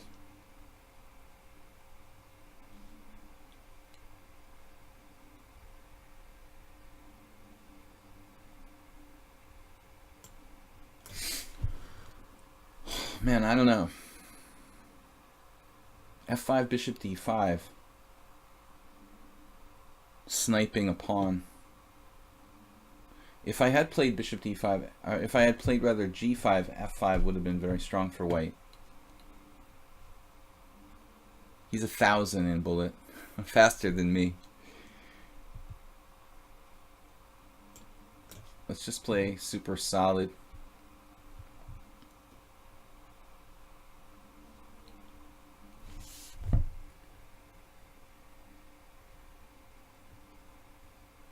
Don't I have this? I guess it's not that big a deal. Oh, you found that.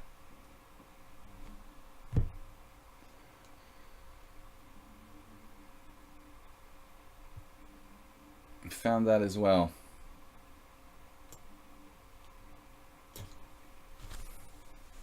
This is a bad move. It's a really bad move by me.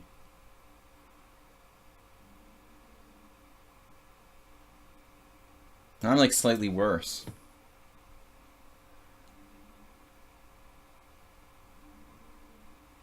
Fortunate that he took that way. Can hide my king away.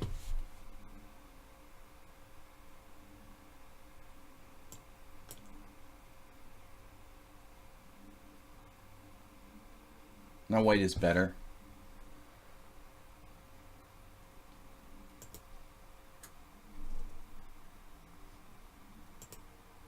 I mean, seriously, dude. This is like a master level game by white.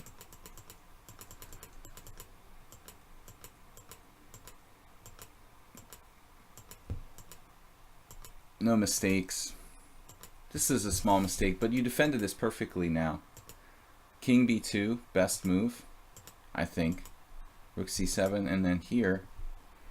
Apparently I could take on f5. I didn't want to do that because I was afraid of f5, f6.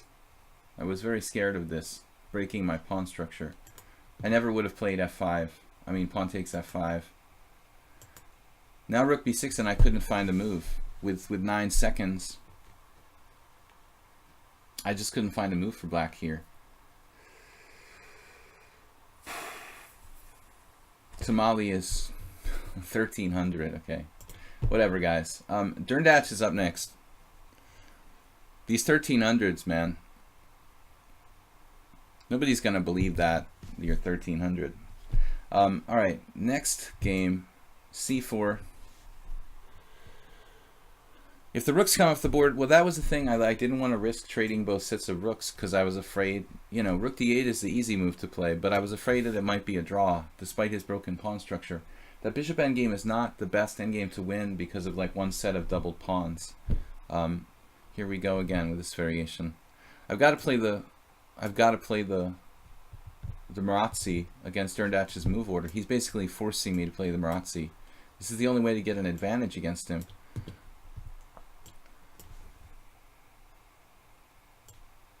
Now, last time he played a different line. This was played in some recent game. You guys know? This variation is somewhat out of... It's somewhat out of... Oh, I know where it was played, guys. There was the European Individual Championship, and I think that Ivan Saric won the tournament. But Saric had a game against somebody. I think it was Navarra. In this line. This line has been out of fashion for quite a long time. Saric did something like I had never seen before. He pushed up his queenside pawns or something like that against Navarra. I don't know what Navarra is doing playing the black side of the accelerated dragon. I guess he plays a lot of different stuff. But I've never really played this line. I remember that Ginji Hashvili had a problem with it. He felt that this variation strategically for white wasn't, and for black wasn't quite good. Maybe it was like knight b5. I can't remember why though. I don't know. You know, I would need to really research this to tell why this is not okay for black. I was discussing it with one of our subscribers, Move 11, recently, and well, I mean, if it's good enough for Navarra, it has to be like not refuted. He lost the game against Saric, but it wasn't because of the opening that he lost. He just like lost a complicated position later on. Here I'm not sure what my plan is.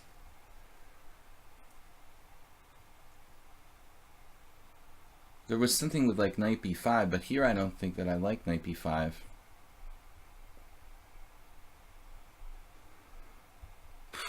I don't know. Derdach knows more about the theory than me. He's been studying this, obviously. I can only play... I've never played it for black. I can only play on instinct. Should be slightly better for white, but I don't know what to do. f4 is kind of risky. Alright, let's do it. We gotta do something. Go Van Kurt. You have bad endgame technique. Alright, I can try to play f5 here. I mean, that seems logical.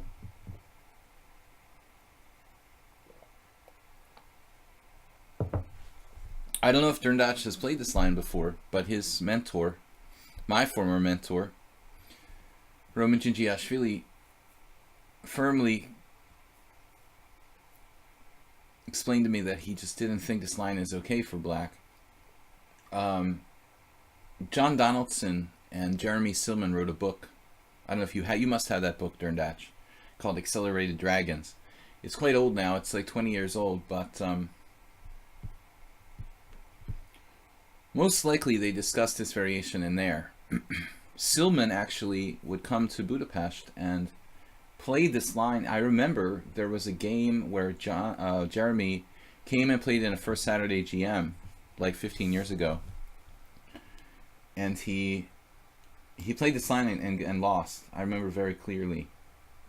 It was in like an article in Chess Life magazine, I think. But this strategically looks dubious for black.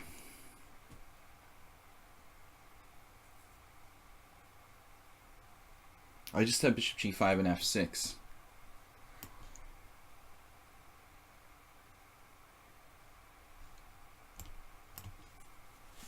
Now he's shut down. His queen is almost trapped.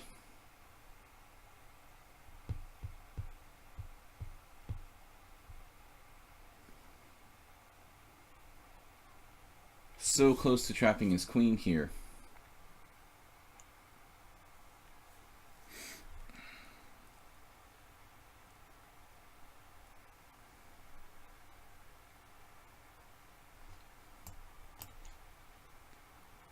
This will keep his queen kind of in the containment area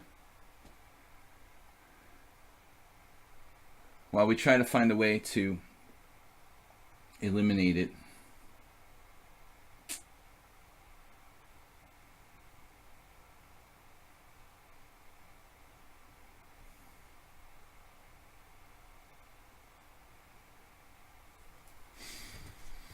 Yeah, this is a problem.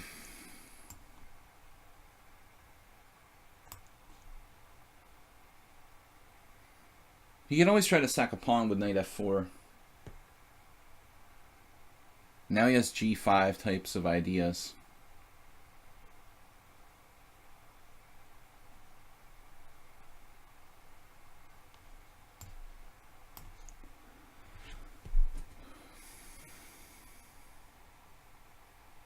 An amazingly quick thinker, this Derndatch guy.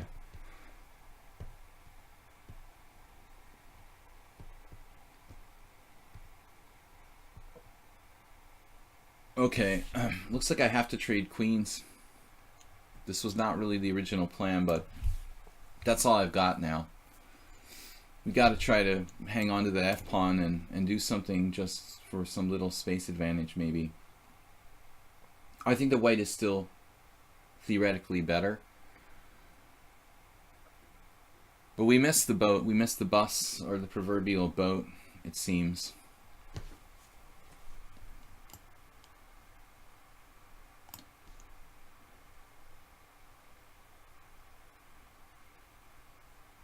Very difficult to break through. His only concrete weak point is d6. He's tying me down to this. I have knight d5, but that's going to drop a pawn. Bishop g5. Rook f1, obviously. Oh, he just keeps attacking it again? He didn't do it. He had that. Master had that move.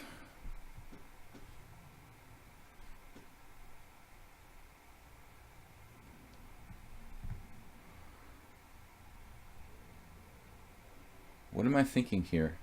Ah. Well, okay, rook c8 doesn't immediately do anything. He's on this again. Now he's forcing me.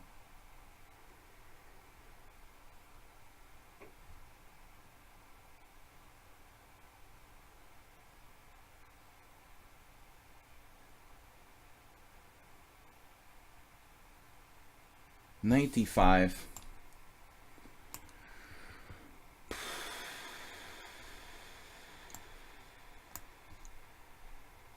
Unclear position. Maybe I should take with the king. No, then he's gonna have tricks no matter what. He's so fast, it's insane. How can you be so fast? I'm not even gonna start again. I mean, I don't understand how Derndatch, another player with this low rating, the bullet ratings are always lower than they should be. He's only 1900 in bullet. How are there people running around who are like 2800 in bullet? What do they do? I don't understand. Here he's offering a pawn to try to get an opposite color bishop ending. Maybe I should take it objectively.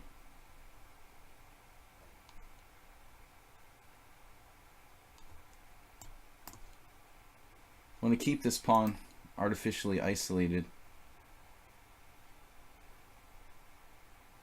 If he plays f5, black has pretty good play.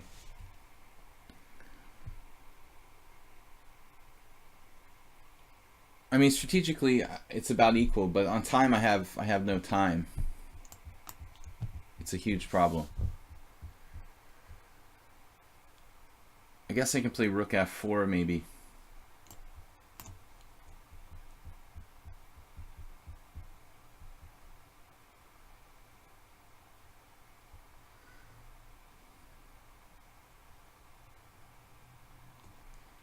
I'm lucky I'm not losing.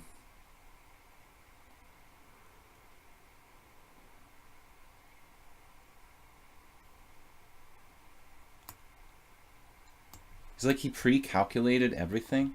How does he see so fast? He's even like pre-moving. He pre-moved.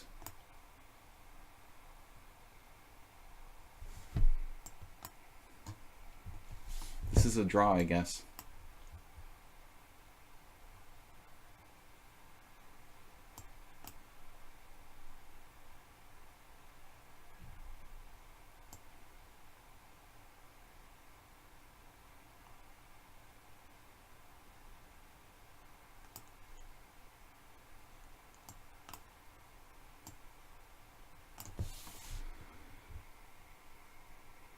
Now he has to be a little bit careful not to lose.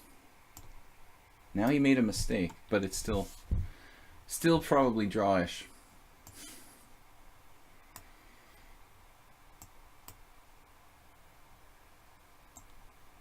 I've only won one game against this guy in the last 10 games we played.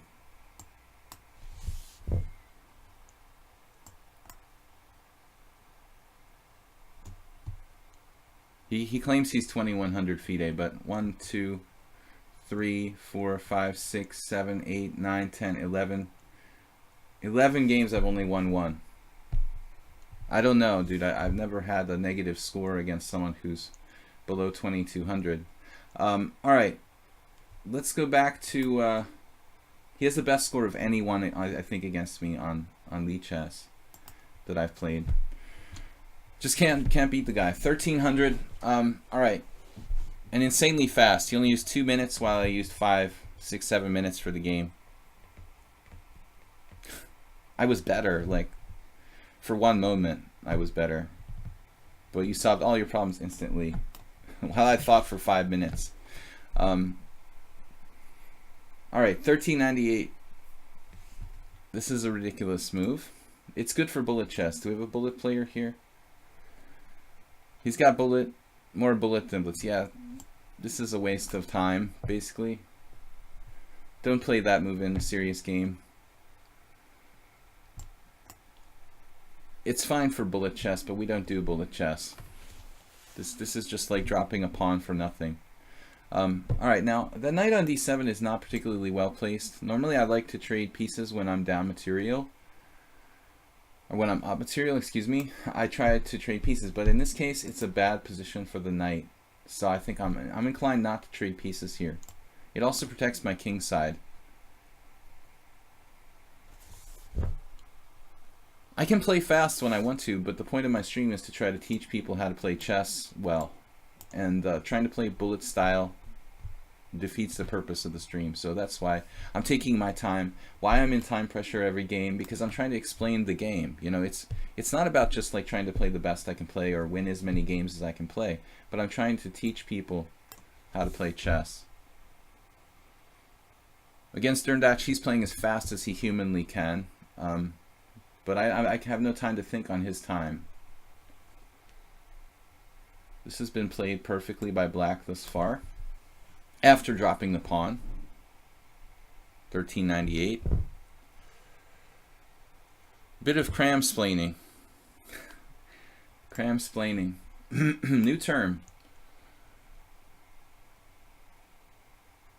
I'm welcome in criticism. But I don't like when people blitz me in an instruction stream.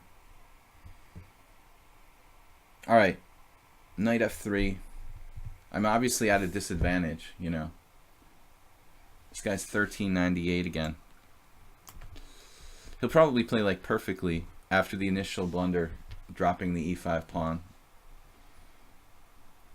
Bishop g4 is a good move. Now I think I should probably give up my bishop. Try to neutralize his initiative here. Basically, black's played perfectly. Was this account just created today?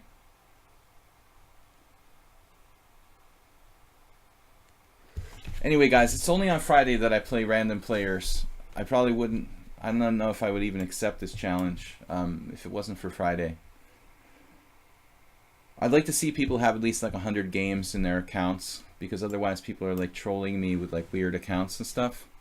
So far, black playing like perfect chess, other than dropping a pawn on move 2, which is slightly suspicious, to say the least. We'll probably go on to lose.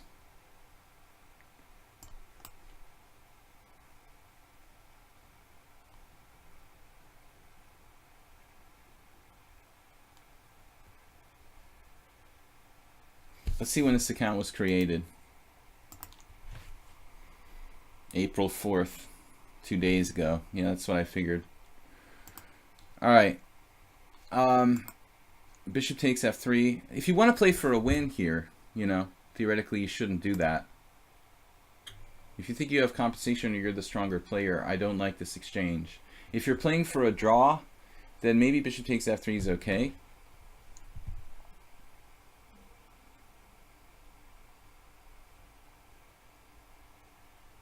Not sure what he's up to with queen f5. Doesn't create any weaknesses in his position. Bishop takes f3 is debatable, but it's the only mistake he's made is basically dropping his e-pawn on move 1, excuse me. If I can get the queens off against this quote-unquote guy, I'm gonna really have some chances to play for a win. But I can't say this is a winning position. Computer, I'll never beat it here. Even a pawn up, opposite color bishop against the computer, I'm not gonna win. This player has a very strange feel to it. Dropping the pawn on move 1 and then playing basically perfectly after that. It's pretty strange. Anyway, guys, we got time for 2 more games. Yeah, it's a suspicious account.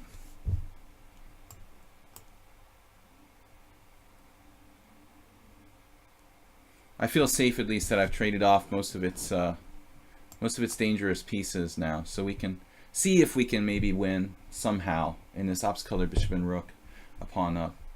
But it's not going to be easy against the 1398 that was created 2 days ago.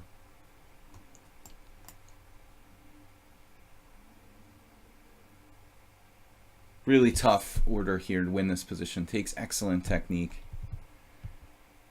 If I was playing like a real 1398, I would have traded less pieces off, basically. His technique is like perfect. I should just offer a draw here. I'm not going to waste my time with this game anymore. If he'll accept it, maybe he'll play for a win.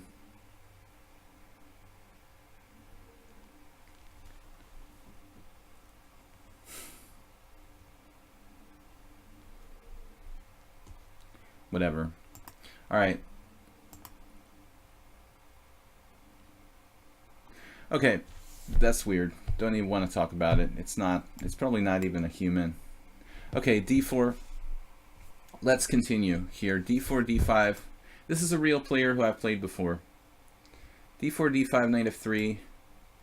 If we drop a pawn on move 1, then it won't look like we're using an engine, you know, but knight c3.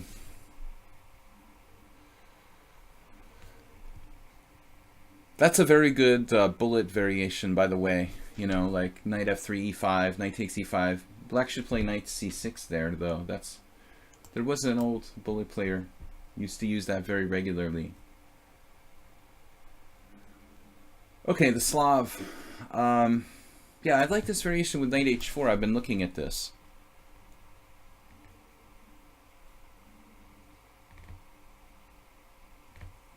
Yeah, but I mean, it's just a waste of his time and my time if he's gonna like drop a pawn on move 1 and then use an engine to play the rest of the game or something. I mean, whatever. Knight h4 and the e6 is this is the main line traditionally. Actually, this is recommended by Boris Avruk. Kind of the traditional main line. It's also possible to play every kind of move here. Bishop e4, bishop g4, bishop g6, bishop c8. The one move that isn't good, ironically, is like bishop d7. I thought maybe that was good, but I looked at it and it's not so good. Okay, so we take on f5, then we play e3, supporting our center. There's a lot of theory on this, and Black really should be okay in these lines. Fundamentally, you're trading off your bad bishop. You got this pawn that's doubled, but it controls the center. The one thing I've noticed though is that White has a chance to focus on tactics on the diagonal here. Bishop e4 is the main line. Another player. Okay, I don't know come on that well, but he's 1700. This is the main line. It's also possible to play like a solid. Maybe a solid sort of setup with like bishop e7.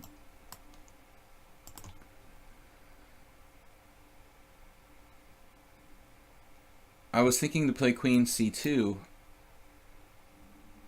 but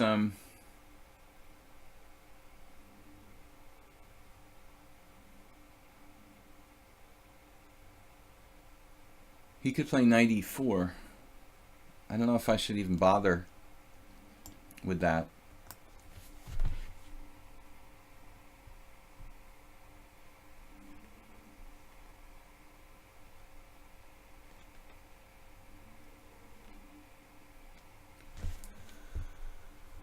A4 would have given him a hard time defending the pawn against the white square bishop. But I mean, how am I going to attack it on A4 with the white square bishop? You mean like playing A3 and then having to play B5? I still think it's a draw. But if it was a human playing black, obviously I have good chances. But I just had a feeling about that. I don't know. I don't really want to play anybody who's just got 100 games. I mean, it's a new account that was created 2 days ago. Most of the time it's a troll. If I'm wrong, I'm wrong, you know. He shows up next month with 1,000 games and fine, you know. But I'm gonna I'm gonna go with my gut instincts. No harm, no foul, but I sort of doubt it.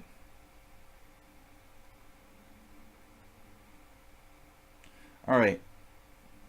Now, I think this is all book. I'm kind of thinking F3.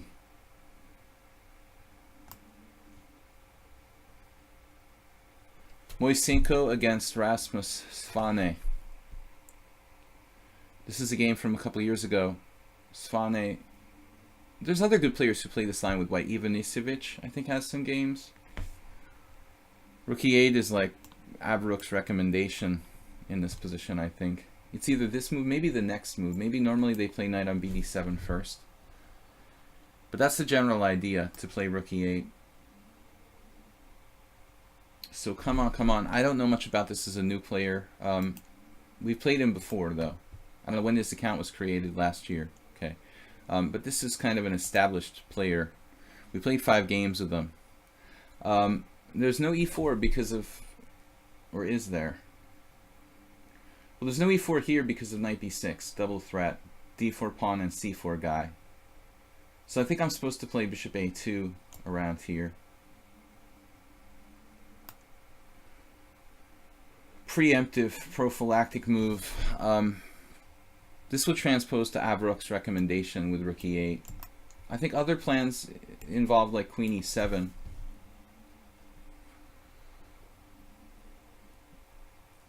You were just whispered to? Acerbate?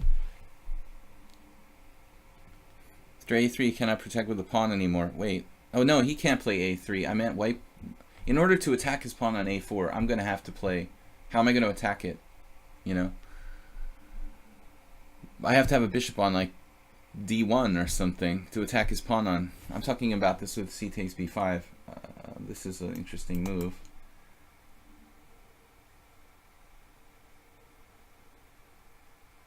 I want to play E4.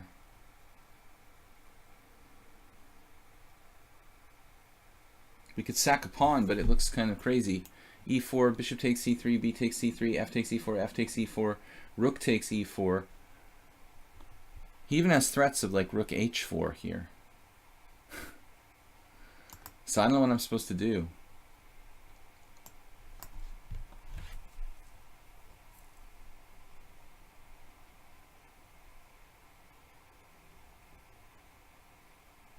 Everybody's like a grandmaster.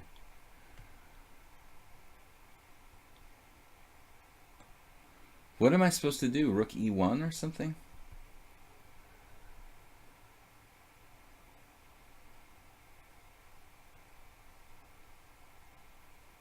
Damn, dude. Maybe rook D1? Running out of ideas. And he has 3 minutes to my 1 minute. This account only has 150 games too, so... Not really where I want to be either. E4, take, we sack a pawn. It looks good, but I mean, at the end of the day, after rook takes E4, bishop G5, is that something? Oh, wait a minute. I have bishop takes F7 check. He's also got knight G4. Alright, let's try it. I don't know. I'm running out of time. Maybe I'll just lose. Black's basically playing like the best possible setup for this variation. Perhaps, you know, perhaps bishop d2 was a waste of time. I don't know.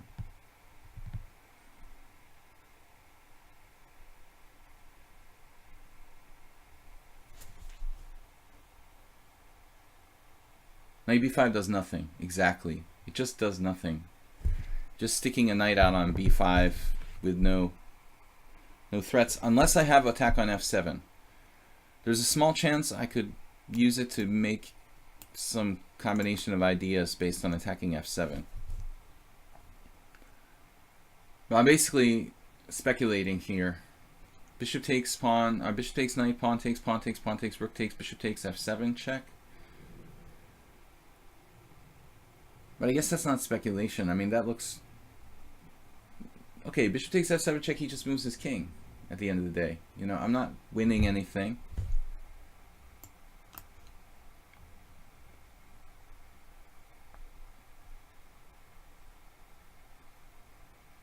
But if he doesn't have something here, he's in trouble. Knight g4, bishop f4. Forget about knight takes, or knight g4. He has to play rook takes e4 here, but he has to play bishop takes c3 first. I might even have intermezzos with like bishop f4.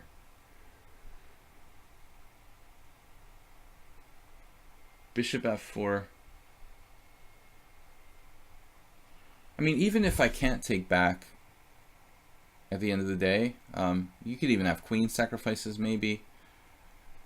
Very dangerous queen sacrifices in, you know, in the position with queen takes e4 even might be possible.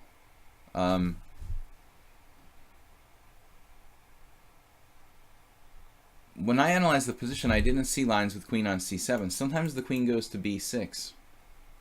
There are some tactical problems, like this might be a threat. Not knight b5, but maybe knight d5. And then he plays king g7. Now it looks like he may be in concrete trouble.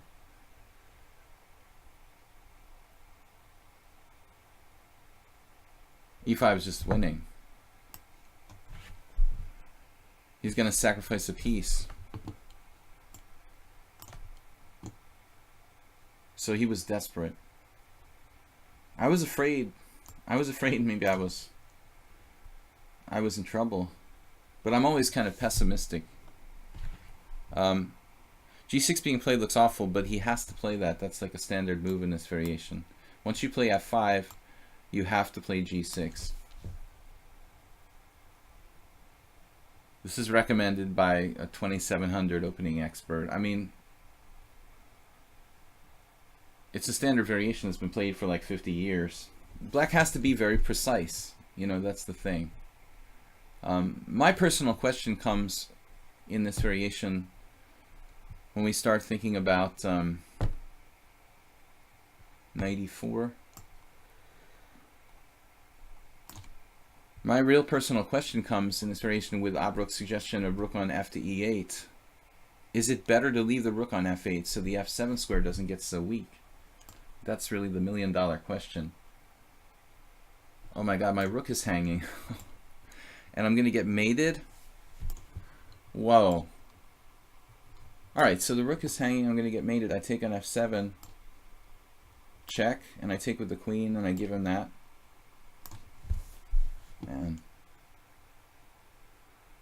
We hope he doesn't have anything here.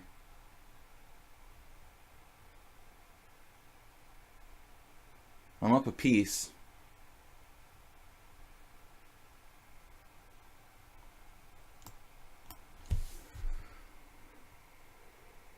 Rook d2 threatening mate.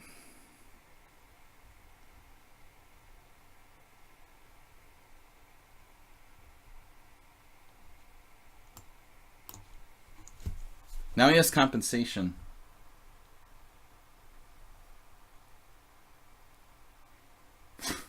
He didn't do it. Wow.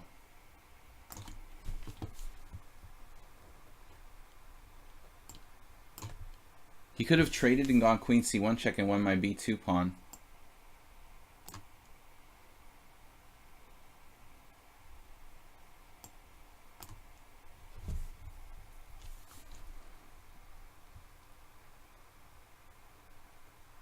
I managed to mess this up.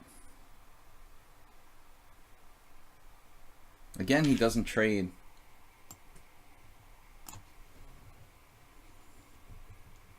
Look how strong he is.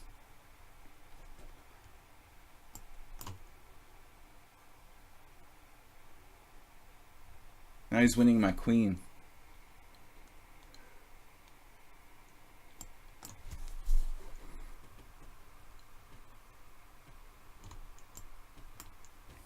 $1,700. Winning my queen.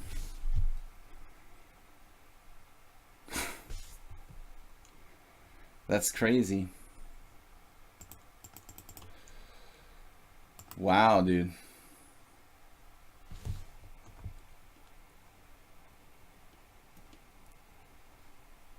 Nothing I could do at the end. I was losing.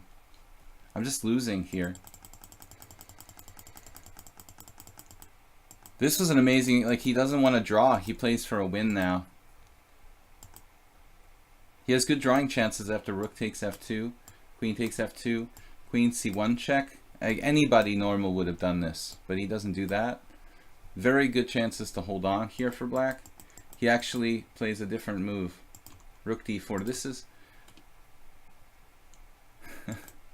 How do I manage to not free myself here? I never created Luft. Rook b4 here. I'm totally winning, but I didn't see how to win. Queen c3 check. I saw it, then I was like, no, I'll just do this. And then I'm like, not even winning anymore. He has another good line. Rook takes, he doesn't do this. Queen h5 check here with a bazillion checks. Queen c5 check. This might actually be a draw.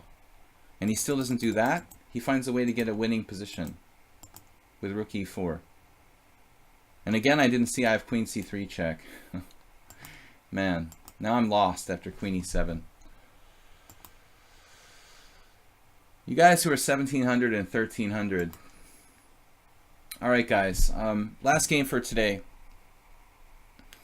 I'm having an off day, but everybody that I'm playing is like a special player. Alright. Come on also knows more theory than the average player. Alright, Brandon, this is a new opponent, 1500. I'm expecting a tough game.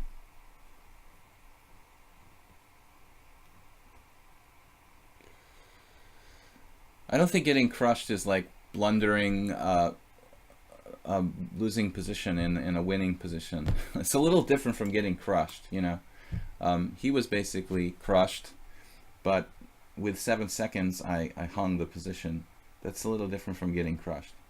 Getting crushed is when you actually get outplayed by someone.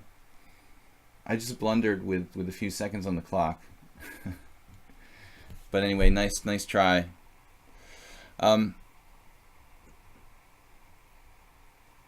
Yeah, you need to drop your rating like 700 points. I'm just not very good at playing 7 seconds, finding the best moves. But who knows? I need to play more fast splits. That's why I'm doing this 5+3, because I'm playing even longer games usually, and my reactions aren't that fast as they used to be when I played tons and tons of 5-0. Brandon is actually taking his time. Surprisingly tough opponents today. This is obviously a mouse slip. I've never pulled that one. You guys have to understand that I have tons of students who are rated 1300, 1500, 1700. I know very well how good people should be when they have these ratings, you know. I have literally like worked with like dozens and dozens of people with all the ratings that we're talking about, you know. I mean, I know how good and how bad they should be very well for their rating level. Well, I would never play Ultra Bullet or even 1-0. I mean, if I really feel like I'm super slow, I might go as far as to play 2-0. This is a subtle move, knight b3. It doesn't have a lot of following, but it's actually pretty good. I think Sergei Kudrin might have played that against me. I don't remember now. Not really clear what black should do. I guess I could even play g6, transposing to one of these weird Miss Piano variations, daring white to take and give up his dark square bishop.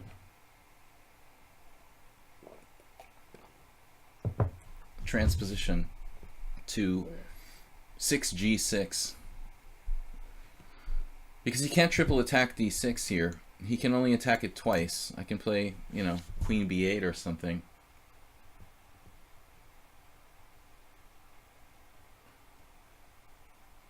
This transposes to 6g6, which is an underrated variation, actually. It just looks ugly, but actually, black's dark square bishop is an extremely powerful powerhouse. Now, Brandon found, I think, the best move, according to book. Pretty sure that bishop e5 is the theoretical recommendation. Though it's not the most natural. It feels much more natural to go like bishop c4.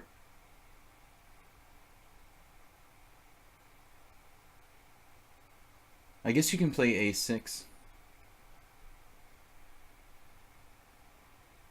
But the problem is that I can't play bishop g7 because of queen takes d6 and I can't castle. But I can play bishop e7. It looks pretty ugly. Most people kind of don't know what to do with white when you face them with this variation, but okay, this is a move that anybody could find. But it may be the best.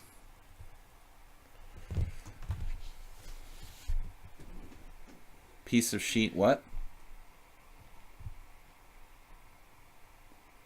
Thank you for encouraging them.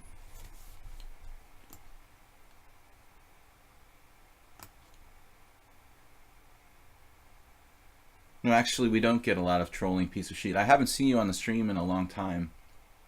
We don't actually get too many people trolling me. It's been very, very positive, in fact.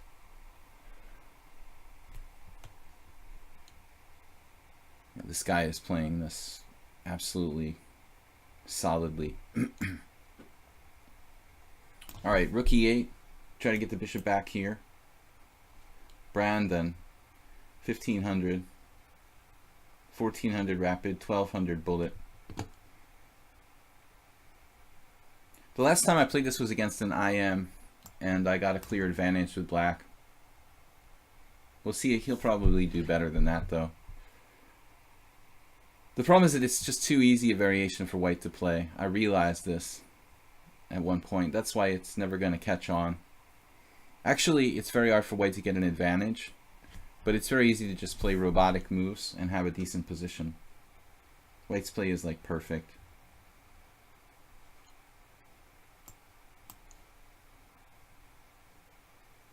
He doesn't make any unnecessary pawn moves, all perfect piece coordination.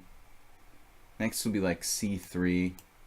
Either c3 or rook on a to d1.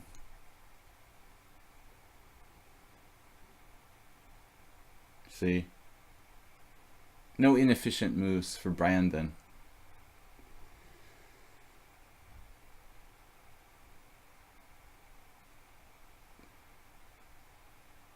But the danger with this open challenge day is this.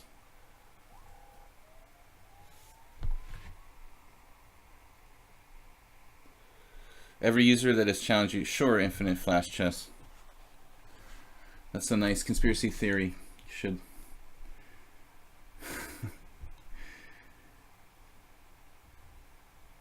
research some Illuminati or something.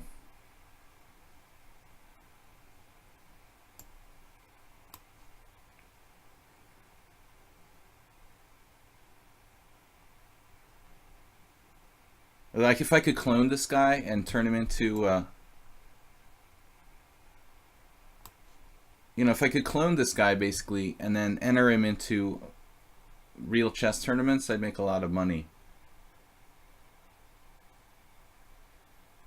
With his rating, if he's like 1400 USCF or something, he would basically dominate, totally dominate the under 1500 section, under 1600 section.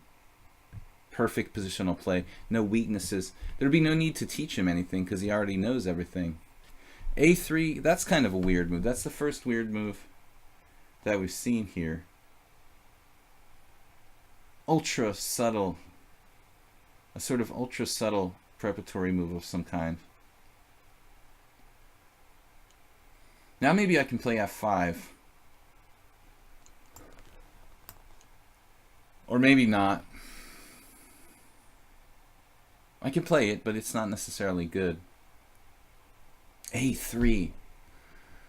Mystery move. He's seen very far down the horizon and bishop b4 is not possible or something like that.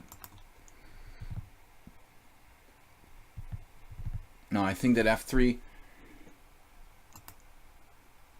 He has e5 here. This is extremely strong. I mean, f5 is probably just a total blunder by me. I'm basically holding my breath when I played this move, and I was like, okay, good. Now I have to play d5, and it's just... I've let him get a grip on the squares, basically. f5 was a horrible move. I mean, I really should have anticipated. I really should have anticipated that. That e5 move is extremely strong. a3 might be a small mistake. Maybe it's a genius move, I don't know, but I can try to get out of this now with like bishop e6. This basically confirms my suspicions that I should never ever dare to play this variation against a lower rated player. It's just too easy for white to find good plans. I've seen some strong players lose in this variation, but if you think about it, it's actually very hard. He has a point with a3.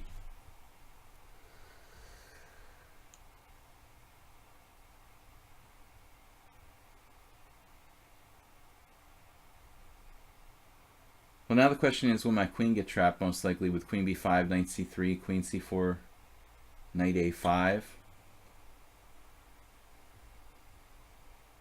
It's very awkward. I have to be careful.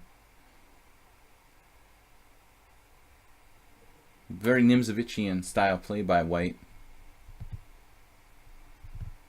But if I could clone him and put him in tournaments, I would make some money. Very few 1500s have a game this solid.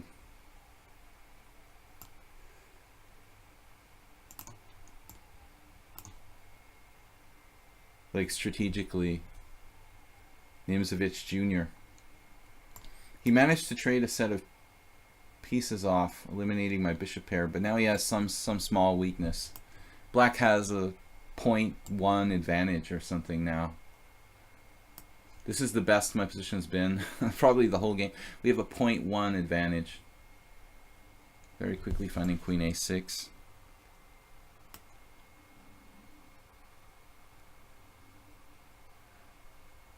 Maybe our advantage is bigger than 0.1. I don't know.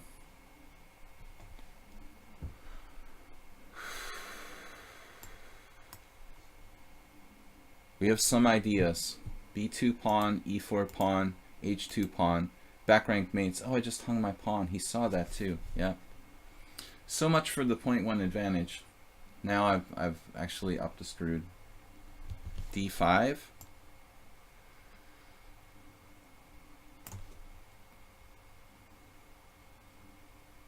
Okay, I have no idea what's going on now.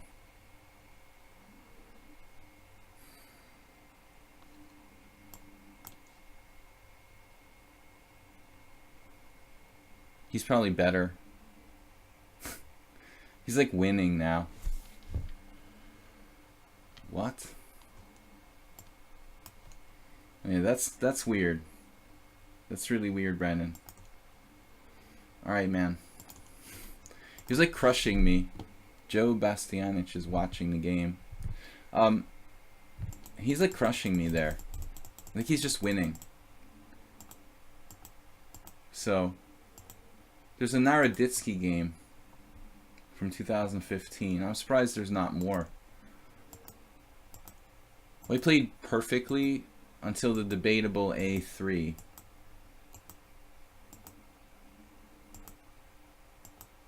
Perfect, perfect. Maybe here knight e3. He has other squares he could go to. I mean, a3 is kind of weird. Not clear what that does. Position is equal. Then I hallucinated. So he missed e5 here. This is just better for white, I think. I mean, if I play this, he's got a huge bind, Nimzovich style. Maybe a3 even makes sense now. I wanted to puke when I saw e5.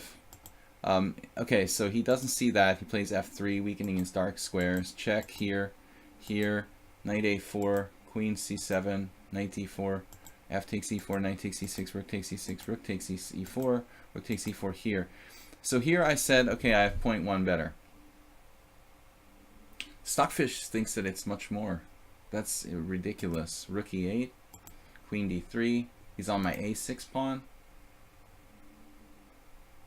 Computer's claiming I have a massive advantage here of 0.8. That seems insane. And then I just blundered my a6 pawn with queen e5. I thought he could take here on c6, honestly. And then he has 3 connected passed pawns. After this, he has 3 connected passed pawns on the queen side. I have no idea what's going on here. Takes on d5. I played bishop d6. Apparently this is like a blunder. I should just recapture. He can't take back because of back rank mate, queen e1. But I mean, I'm equal at best here. So it's Fast Friday. We get a lot of weird players. This guy played really, really well. We had a number of other players who played really, really well. What was the final score? I gotta stop now, guys. Let's check out our final score for today. So we got this game we barely won. I drew against Come On, Come On. We had another draw against this guy. I wanted to just abort that game. Draw against Derndatch, who's really strong. Tamale lost, but he should have drawn. I had another draw against LEB. So we finished the day with what? Crazy amount of draws. 4 draws, 6 wins, and a win in a Chess 960 game. Anyway, guys, I'm going to be back on Sunday with a simul. It'll be 6 p.m. This is a totally different format, people. This is long chess, 4-hour, basically 4-hour simul from 6 to 10 p.m. on Sunday, Central European summertime. It's a really good chance if you don't get time to play long games and you want to play in the simul on Sunday. It'll be 25 players, 40-40 time control. So don't play unless you have 4 hours to set aside, because I don't want people to like enter the simul then quit. Anyway, everybody, really tough games. Thanks for the workout. A lot of mystery players today, but you know, don't believe the rating. Don't believe the hype. Anyway, rating doesn't mean anything. We'll be back on Sunday at 6 o'clock p.m. here, Central European summertime. Soltigo, thank you for helping, and get some rest, man. I hope that you'll be here for our simul on Sunday. I will see you guys later. Thanks for the support. Thanks for subscribing here on the channel. Really, really tough games today. Luckily, I somehow avoided losing. I should have lost at least one of these. Anyway, guys, thanks for the games. I will see you on Sunday. Thanks, everyone, for supporting the stream. And check out the replays. I upload everything to YouTube. Video Chess Training on YouTube. If you want to watch a replay of the stream, just go to the YouTube channel, Video Chess Training on YouTube. Please subscribe over there as well to help popularize the YouTube channel. So anyway, guys, thanks for watching. Thanks for hanging out. I will see you on Sunday, long simul, 40-40 time control. It was my pleasure, and thanks, Soltigo, for your help. I will see you guys then. Later, and bye-bye.